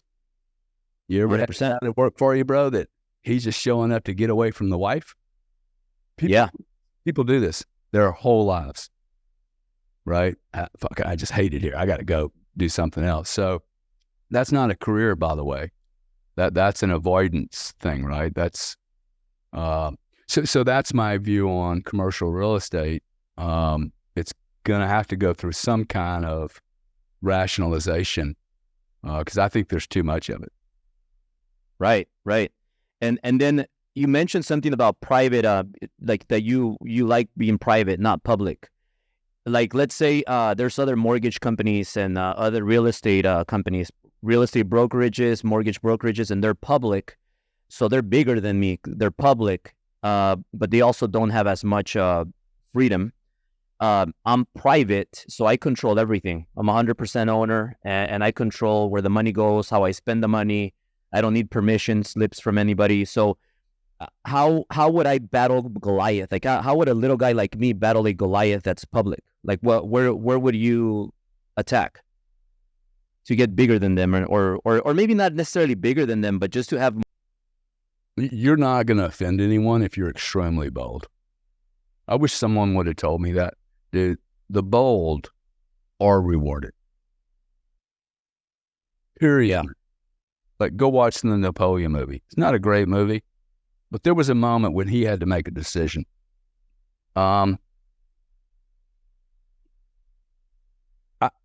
Look, these public companies, they have the problem, you don't. So I think on the commercial real estate side, I would be waiting for problems, but like problems that are 70% discounted, where you can buy a piece of real estate and you're like, okay, at 50% occupancy, I can still cash flow and I can do it for the next 3 years if this is a shitstorm. We are in an era where you would think that we would have a global conflict, man. It's been 100 years since we had a global conflict. And it's been 100 plus years since we had civil conflict. If we were ever more polarized than this moment on a global and intra-country level, I don't know of any other time when we have been more polarized and with greater unrest. In any business that I build right now, I'm looking at, hey, what if everything hits the fan? What if the world really goes really cuckoo? Okay. We think it's cuckoo right now. Yeah. I think it can get worse. So how worse do you think it's going to get? And jumping into Bitcoin, would you recommend having like a good chunk of cash in the bank? Would you take away the cash and maybe have some at home? And also the Bitcoin, like how much would you put in Bitcoin or any crypto? And again, visas, you said don't pay all your debt first and just stick to Amex. What if you're giving some financial advice right now to a young entrepreneur, where would you tell them, like, keep this cash, this amount of crypto? Are you big on having weapons, gold, and credit card? Because I know you know a lot about debt and credit cards. Well, I don't know a lot about debt because I've never taken much of it. So every business I've ever built, like, it was my own money, my own equity, and no debt. I think that was a mistake. But we don't need that. It's not really relevant. But I've never used the debt markets. I can't tell anyone what to do with any kind of investment, and I really mean that. That's not me making a waiver. I think at 18 years old, I would first leave home. Okay, if you're not going to go to college, leave home. Tell parents, hey, I'm out of here. See you later. Quit being a drag on your dad and me. Okay, you have puberty. Your balls have dropped. You can ovulate. It's time to move on now. Okay, like 500 years ago, at 16, you'd probably already be pregnant. If you were a man at 16, you will already have been almost lost your life trying to kill a lion. And what are we doing at 16? Here, honey, suck on my breast. Here, baby. Oh, don't scrape your knee. Like, I applaud my kids when they scrape their knees, man. Dude, that's cool. Yeah. Okay. You don't need to be crying that much. Come on, let's roll. Come on. Look at this big old scar daddy's got. Okay, I didn't cry. So, anti-fragile, man. Like you're gonna get anti-fragile by pushing your kids out. Hey, go get out. Now, on Bitcoin, I will tell you that I think this is one of the greatest opportunities in the absolute history of mankind today. Not yesterday, not at $300 for Bitcoin, not any other crypto either. I am not talking about crypto. I am talking about Bitcoin. Now, I study markets. You talk to my brother, he'll be like, that motherfucker studies markets, dude. Like, I understand markets extremely well. It's my energy background. It's how my first job really taught me everything I needed to know about money. Dude, I have never seen an opportunity like this. I got to tell you, I am extremely allocated to Bitcoin, and I go to bed every night thinking that I am a little baby. This is going to be the greatest transfer of wealth and power. Not just wealth, dude, not just money, but power in the history of the world. Gold is moving up. You don't even need any more reasoning anymore, man. We have gold up all-time highs today. You have silver up near all-time highs. Both those products are money products, okay? They're not commodities like people think of crude oil or nat gas. Where's crude oil or nat gas? Down, both of them, okay? Why? Demand. So silver, gold, uranium, to a lesser extent, and Bitcoin are all behaving extremely interestingly.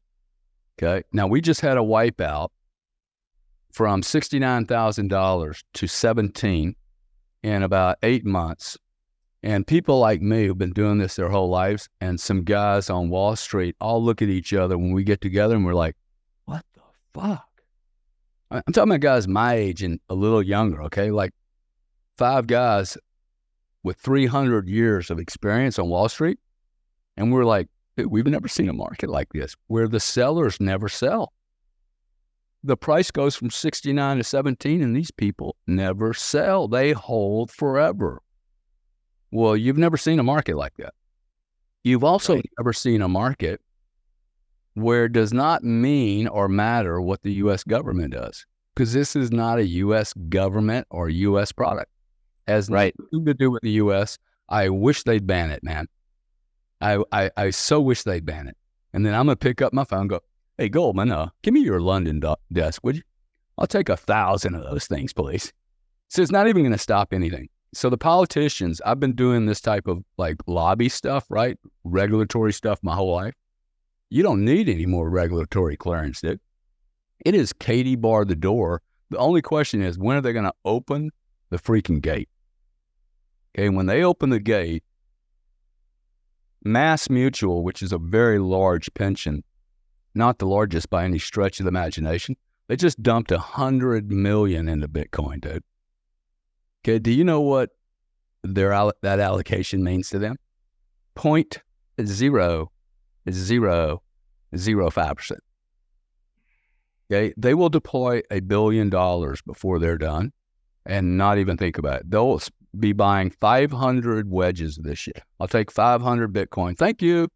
Next quarter, I'll take another 500. Thank you.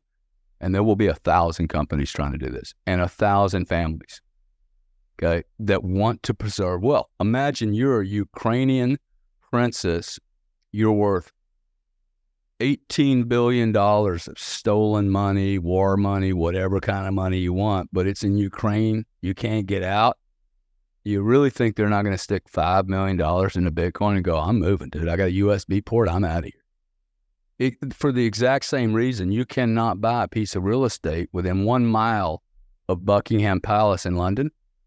48% of all the real estate owned within 1 mile, I think it could be 80%, 48% within 1 mile of Buckingham Palace is not owned by English people. In fact, it's owned by brown people, okay?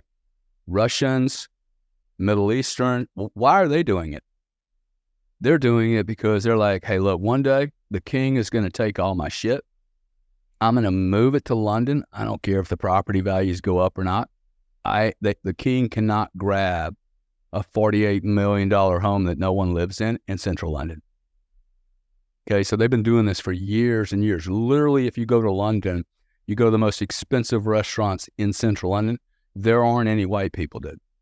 You're literally sitting next to a Russian oligarch, a Middle Eastern guy, another guy, and I'm not talking about racism. I'm telling you, the Brits have been pushed out of their own city. They can't afford to live there anymore because people are moving money around to hide them. So if you all you have to do is look at that and go, well, they've been moving money into buildings, dude, that have taxes and maintenance, and Bitcoin has none of that, bro. Bitcoin has no maintenance, no insurance requirement, no checks and balances to ask somebody. It can't catch on fire. They can't take it away from you. They can't add tax to, they'll add tax to real estate all day long. It's portable in a way that gold is not portable. And yes, do I believe in gold? Do I believe in silver? Do I believe in guns, ammo? I bought 600 guns on one order once. Okay, so yeah, I believe in guns for protection, but also believing that one day, having lived in a lot of other countries, we're the only country in the world, dude, that can buy 600 weapons and talk about it. Now, I bought it because for me, it was, I'm going to give them to my kids one day. And they're going to be like, you know, also have a Thompson submachine gun in there, $40,000 antique, right? And some other cool sniper weapons and stuff that's kind of unique, right? Like a lawyer asked me once, he said, why would anyone buy all this stuff? I said, dude, this is what fucking rich people do, man. This is what rich people do. We buy shit because Hey, I don't have 600 of those guns. I think I'll have 600.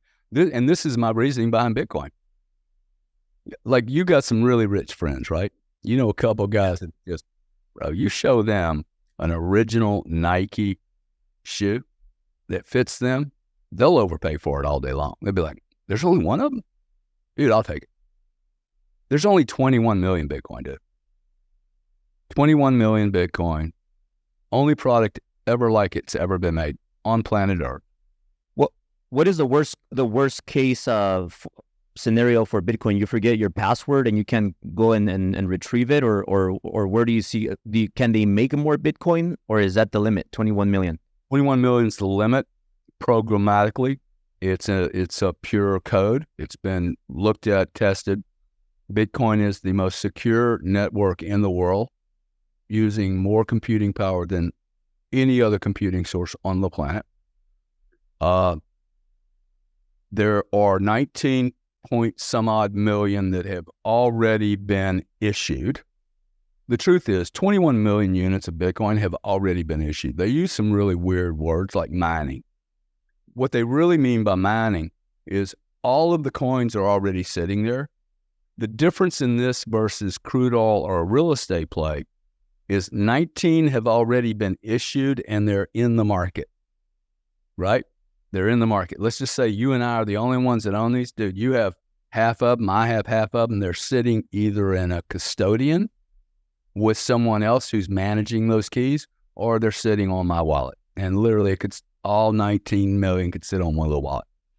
There's 2 million that have yet to be keyed, like you go into a vault, like you go into your savings deposit account, you know, the box in the bank, and you go, hey, here's my keys. I want to get in my deposit box. Yeah.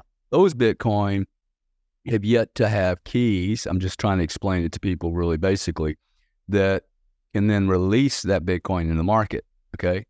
The next 2 million Bitcoin will roll into this market over 140 years. Okay, so it's an extreme program. Right now, they produce 625 Bitcoin, 6.25, call it 900 Bitcoin a day. In April, that goes to 450 Bitcoin a day. And 4 years later, they'll reduce that supply that's being introduced new into the market to 250, and so on and so on. That's what's called the halving. Now, this is very important. If crude oil goes to $500 tomorrow morning, you will have people pushing water, okay, pressuring well bores, pushing water into the hole to accelerate crude oil to come out so they can sell it for $200. Do you agree with that? Yeah. Good. Do the same thing with gold. You cannot do that with Bitcoin. You cannot accelerate the volume of Bitcoin. The only way for you to get those 19 million units is to pay for them. It's to rip them out of the wallets of everyone else. You can't accelerate the production rate of this. You can't make the houses show up faster. There is no program or let me go build a new house. Let me do it faster, better. That cannot happen with Bitcoin. That's never been seen on this planet, where you have a finite product, an algorithm, anyone can buy it, your mom can buy it, your wife can buy it, and I can buy it, and your 12-year-old can buy it. And no one has any advantage over another. If I placed an order for 0.9 or 9 million coins tomorrow, dude, we're getting the same price. The difference here, there are no institutions in this game yet, dude. And Gary, before we a couple of things before we wrap up, because I know you got to go soon too. So what's going to happen with the U.S. dollars? Is it going to get wiped out? And if so, what happens if the U.S. dollar crashes? How do you feel about that?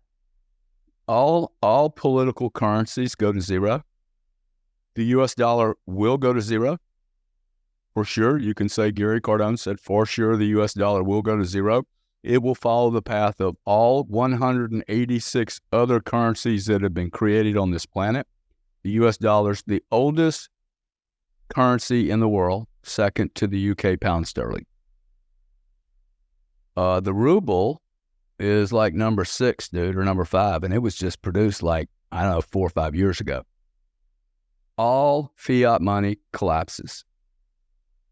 It was built to collapse. You keep making more and more and more and more of it. Right. Copying. Okay, this Bitcoin can't be copied. So the US dollar will most certainly go away one day. The question really is, well, like there's not even an argument over that. Well, when? It could last 20 years. Is it relevant? Not relevant to me. It is my play, man. I think Bitcoin, if all you assume is that there's no new demand for Bitcoin, there's not one institution out there, not one rich family. My brother, dude, he hasn't even started in this journey. He's going to be so far behind on this thing. He was given 100 Bitcoin. Okay. He is not into Bitcoin. When you're given 100 Bitcoin, you're not into Bitcoin until you pay for it. Okay. So when he starts paying $40,000, $50,000, he's going to be like, oh my God, why did I miss this opportunity? I've been telling him. But he's really, really locked in on the real estate. And if you remember where I started, I said, hey, remember that business I had? It was $500 million business. It cost me $250 million. I really believe that. In opportunity costs, looking at a business and not getting it fixed, sold up and wrapped up so I could move into another space, like moving from one table to another. These are not casino tables. So these are 5 and 10 year speculative decisions that you're like, okay, I'm going to move 30 million from there to over here. And then I'm going to get involved. I'm going to buy a company in that space. I'm going to meet everyone in the industry. Like, it's not just about placing a bet. Like, next time we meet, dude, I will met 80 or 90% of all the people in this space. So I'm not doing it from the sidelines. I just want people to understand it's not like I'm taking a big position and then going quiet like in a casino. And that's what most people do. That's not cool. Yeah. So do you think Grant's making a mistake by leaving some money in the apartments where he could just get that money and put it into Bitcoin, and that could make him a lot more money in the future? I don't think it really matters at this point if Grant makes more or less money. Yeah. Like, it's not, unless you're doing it because you're trying to keep up with Gary. I mean, my wealth will outstrip his, in my opinion. I will die much wealthier than Grant. You'll probably never know it because I don't think it's really even an important metric. But the play I have on is built for me. It's not built for Grant. Grant would not like this trade, so he probably should just do what he's doing. It's not going to be like he's going to go broke, right? And he will continue making really big moves. He's building businesses. For me, I don't want to be in any operating businesses anymore. This for me would be more fun to do. I think I can be more impactful to other people. I don't want anybody to come to my grave and go, whoa, that cat really had a lot of Bitcoin, or he was really smart, or he was a trader. It's cool with me if somebody shows up and go, hey, he took time with me one afternoon and it changed my life. And that's enough for me. I don't even need to hear it. I think that's probably already happened. The rest of it's just money, dude. It's like, because you can have a bunch of money, but if you're not happy, not sure what it's right. for, if your family's not happy. So I know I'm not answering many of your questions, but some of your questions are impossible to answer, right? Like, hey, what to do?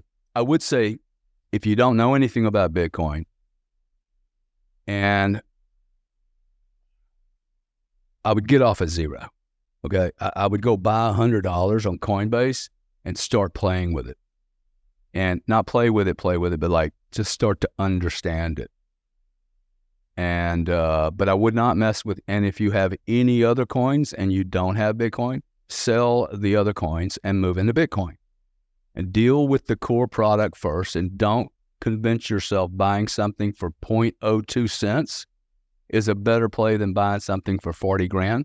How do you feel of the other coins? Like all the other coins that are out there? Probably like you feel like those other girls you look at every now and then, dude. They're trash. want to get your rocks off, or you want to, for 12 seconds, or you want to create something with somebody. Yeah.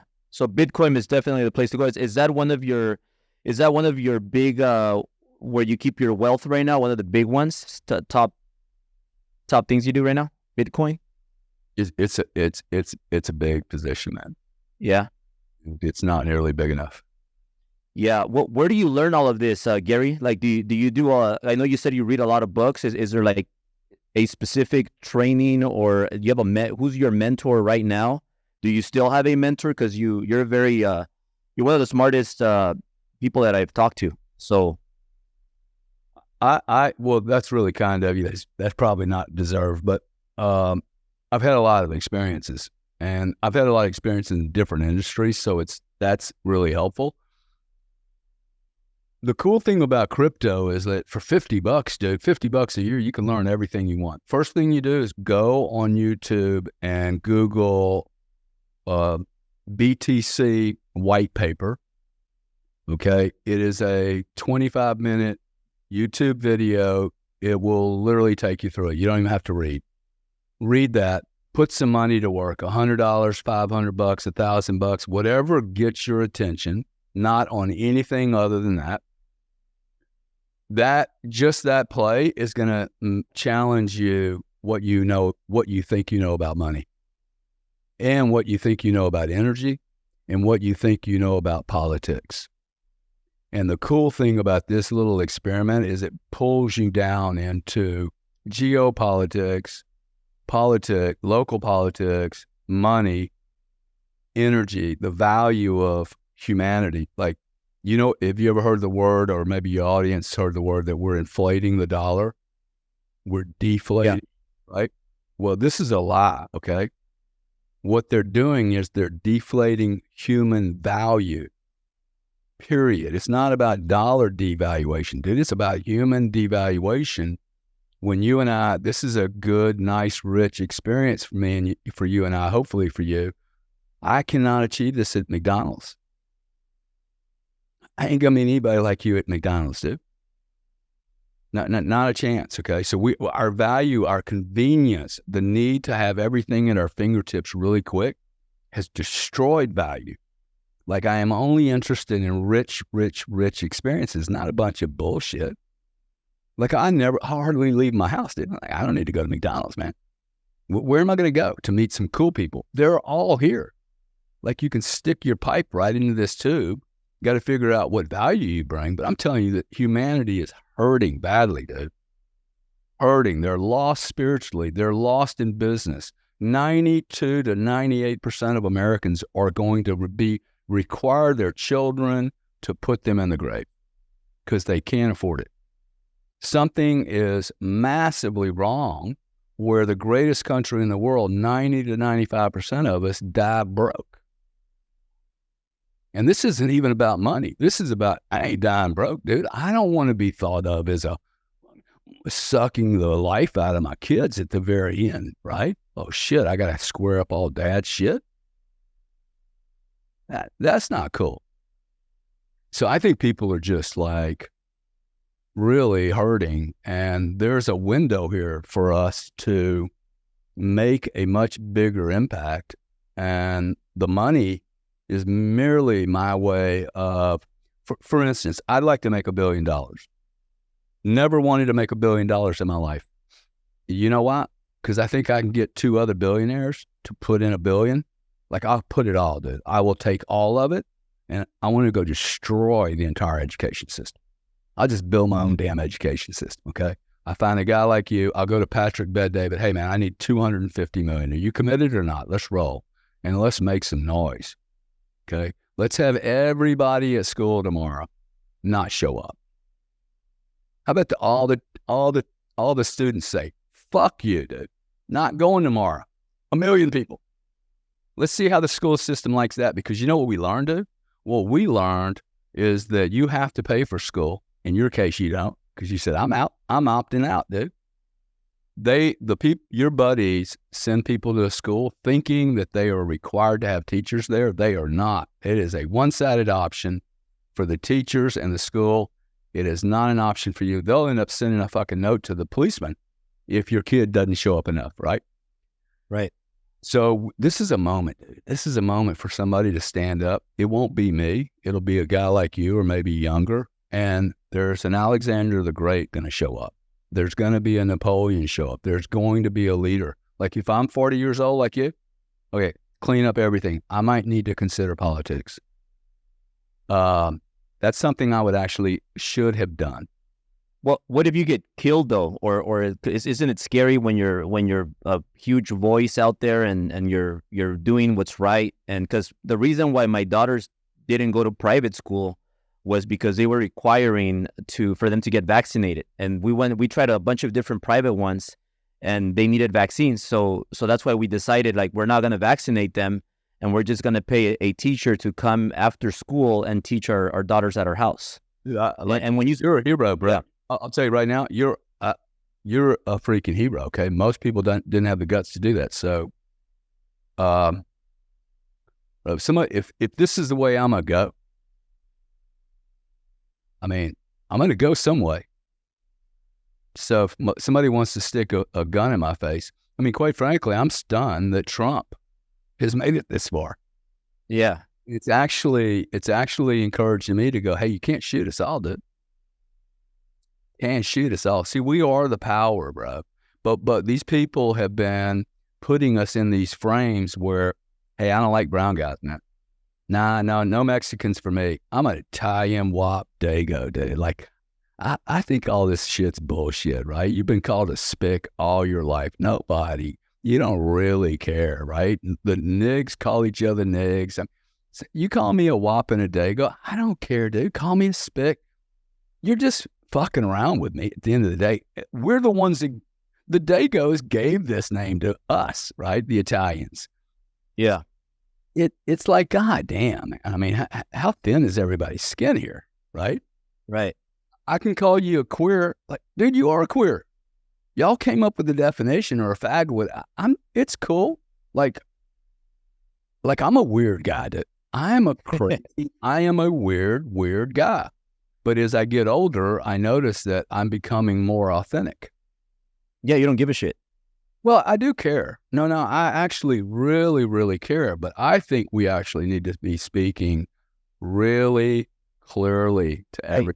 Yeah, I think you don't give a shit of what people think of what you say. Like you're very bold and like, and correct me if I'm wrong, but like whenever the moment I started not giving a shit of what others thought of my opinions or how I voiced out, then that's when I started feeling more successful because I just started being me.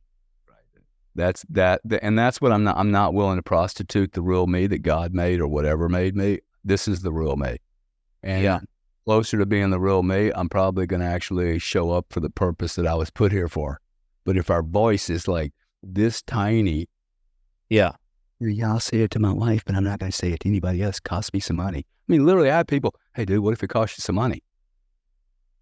Yeah, dude, it might. It probably has cost me some money. Like, how big of a let me ask you the question like this. How cheap are you as a prostitute? You know, are we arguing over $1 or are we arguing over $10 million? Because I have been offered billions to be evil. Okay, like billions. I mean, I just spent $7 million on a lawsuit against the FTC that they filed against me. People read about it. I mean, you can Google it if you want. Doesn't help my fucking stats, but $7 million, the fine was $100,000. So the FTC wanted $100,000 from me, and we spent $7 million defending it. Yeah, that sounds pretty stupid, right? The reason I had to spend $7 million is that Google, Netflix, ExxonMobil, Chevron, and every other major corporate that's made it has been paying fines to the U.S. government for a decade, dude. Nobody cares. DOJ, JP Morgan, $1 billion for cheating on gold, $1 billion or $10 billion for fixing the FX market. Facebook, you stole money from people. Nobody cares. They just keep paying the bill. I'm not paying the bill, dude. Okay, I didn't do anything wrong. If I did something wrong, you should put me in prison. Make me stop. Okay, not make me write a check for $100,000. By the way, what kind of return on investment was that for the U.S. government taxpayer? 100 grand, 3 years? Cost me $7 million, man, for sure.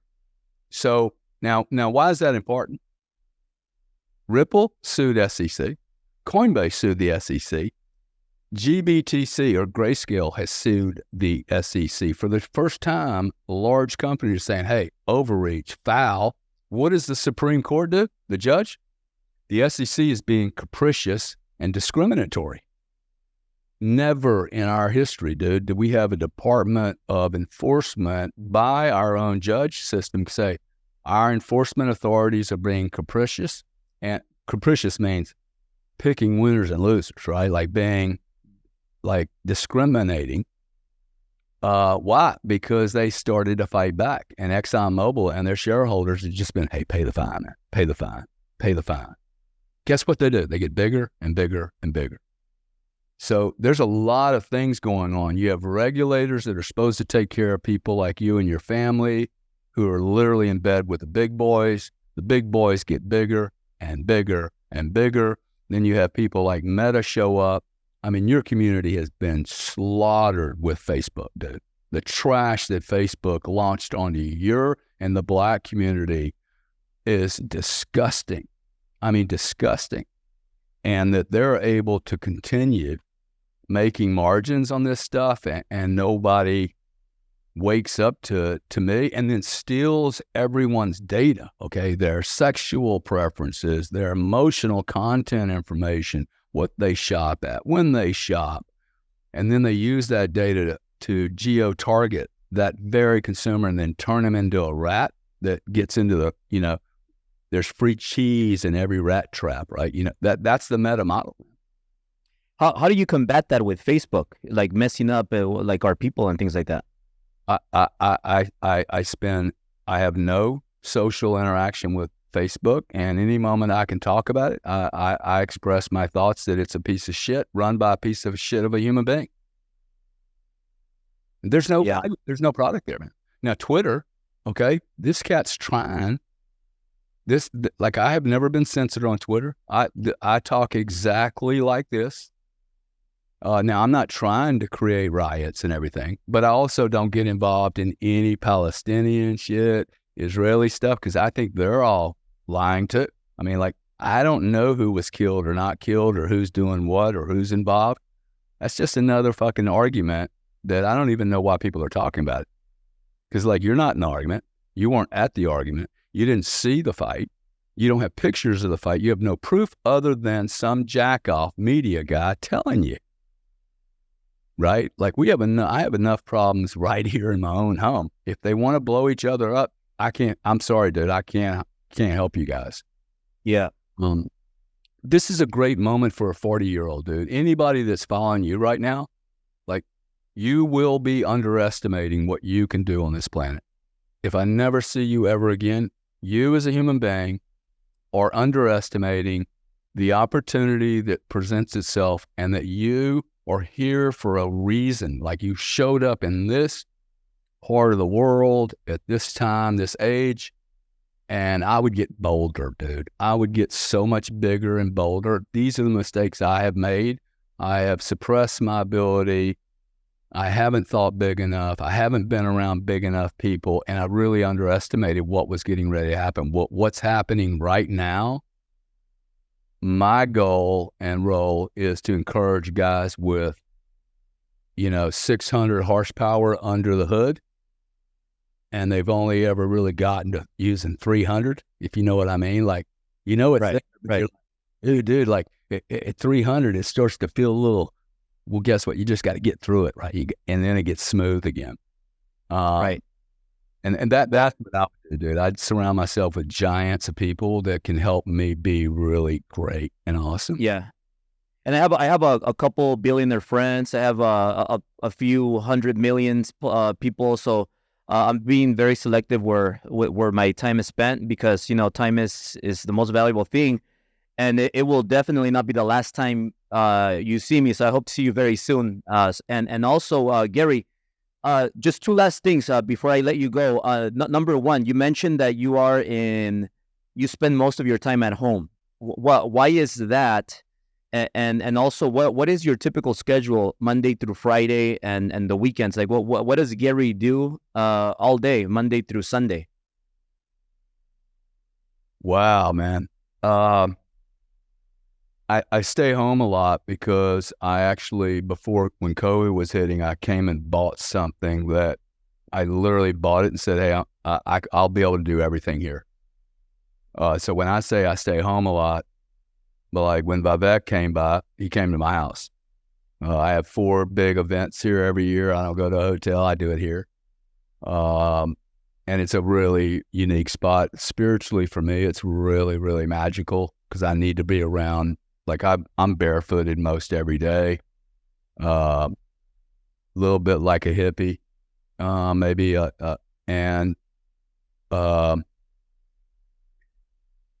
What's my day like, dude? I'm a very weird cat. I would not want anybody to follow my schedule because it's a really bizarre schedule. 2 days ago, I slept till 12. Loved it. Woke up and went, oh, that was awesome, sleeping to 12. But I went to bed at 3.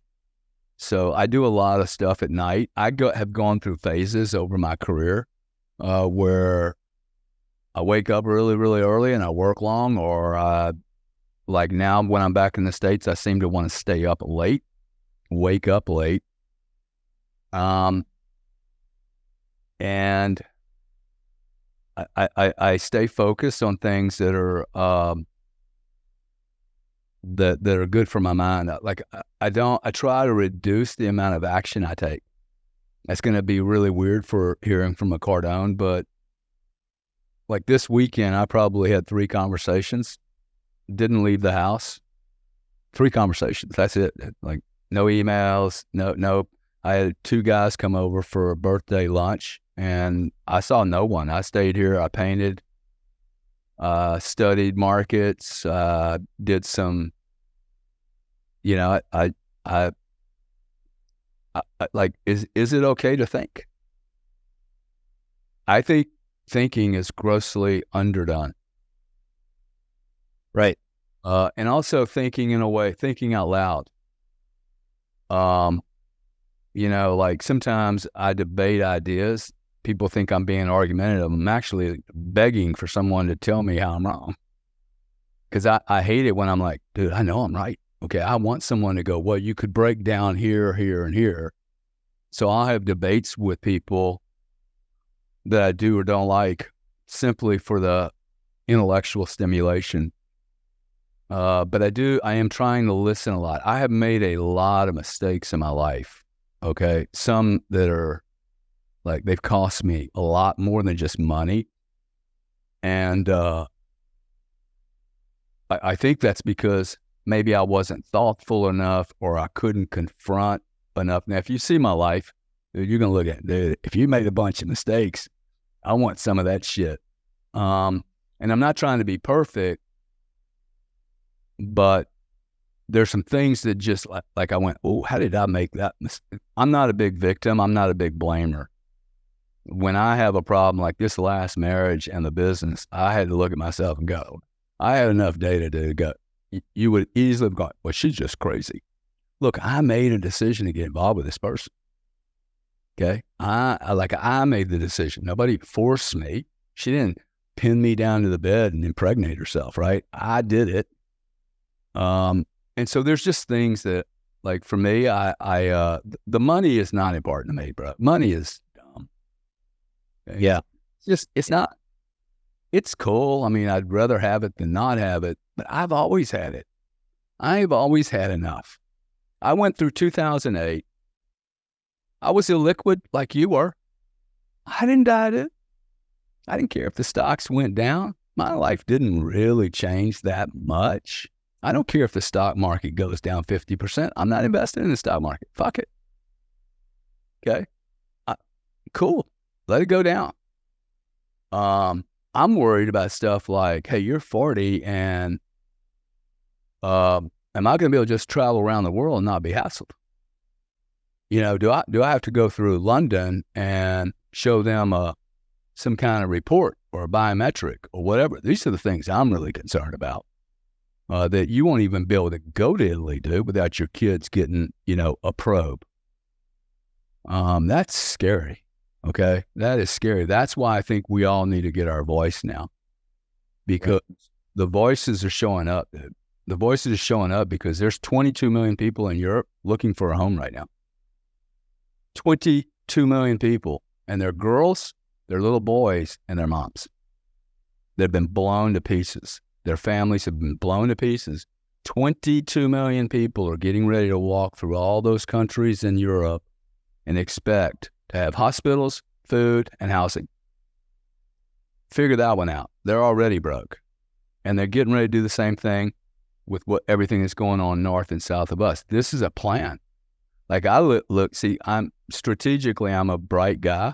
I'm looking at all this. Somebody's doing this, dude.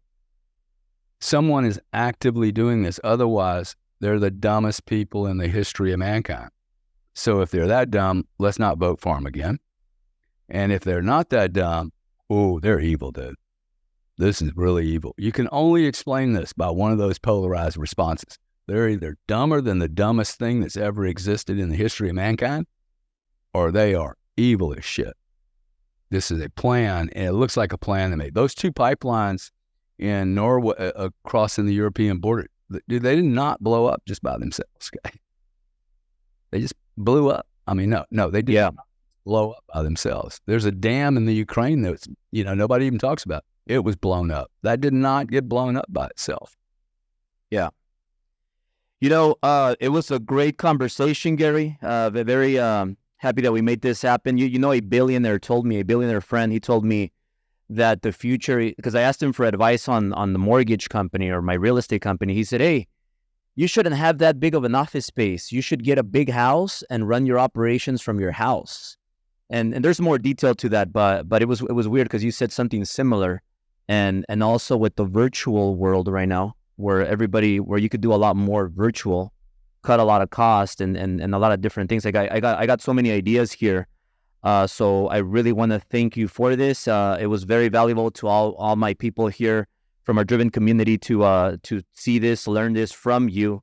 Really have a lot of respect for you, Gary, and look forward to seeing you again sooner than later. Hopefully you can make it to one of the Driven events. We're having the business bootcamp coming up next. Say hi to your brother Grant if you see him soon. And also one last thing here, Gary, that nobody knows about Gary. Maybe something you never shared before. Something about Gary Cardone that nobody knows yet. And where can people follow you and reach you? You can follow me at Gary Cardone. I'm not hard to find. Gary Cardone at Twitter. I do some Instagram. I'm really uncomfortable with Instagram, but I do it. I think it's the Gary Cardone YouTube account, all that stuff. It does help me because I'm just starting this. If you guys, click like and all that stuff. What doesn't somebody know about me? Well, you probably never met a guy that single-handedly bankrupted the entire nuclear power industry. How's that one? That's a good one. And I told the government it would happen. And she said, ha, Gary, you're so over the top. Sure enough, it happened too. That was a great event. So that's one. I've got a lot of secrets in the background that are funny stories. Just funny. Here's one for you if you guys know Grant. Grant and I used to play Xbox together. We would play Halo or Red Faction or some of these games. He lost so much money to me one month. So we had a deal. We paid for $1,000 a kill on Halo and whatever the delta was at the end of the game. And he kept wanting to roll the months over. I'm like, bro, we got to come up with a rule, okay? At the end of the month, we cash out. Like this rolling thing. First month, he has to send me his Hummer. I crushed him so bad, he had to send me it wasn't a baby blue, metallic blue, I think a 2-year-old Hummer, 40 grand. He got beat into the ground. So when he's all bragging about his backgammon and his real estate, mentioning to him, go, hey, I hear you're not so good on the old Xbox, bro. He'll know what you're talking about. Yeah. Awesome. Very much. Thank you very much. It's been really good. Well, thank you very much, Gary. That's a wrap. Yeah. Cool. And the live. Yeah, Gary, it was awesome. We cut it already. I'll put all your information at the bottom. That way people can follow you and go to your links. I'll get the stuff from your team. And it was really good. Yeah, I'm off to go see my kid play basketball tonight. So thank you so much. If you're ever in Florida, bro, let me know, okay? Yeah, how do I, what's the best way to reach you? Should I just DM you or how do I reach you? 213-400-9189. 213-400-9189. That's my cell number. Write it down, Anthony. 213-400-9189. If you forget it, I got to run. But if you forget it, just reach out to me. Say it one more time. One last time? 213-400-9189. Awesome. All right, Gary. Thank you so much, man. Good luck on the game. Albert, any pullback, couple $1,000 on this Bitcoin, don't be a pig here, dude. This is getting ready to rip it's gonna rip. I'll do that. And we'll catch up later. See you, man. Thanks. Awesome. All right, bro. Thank you.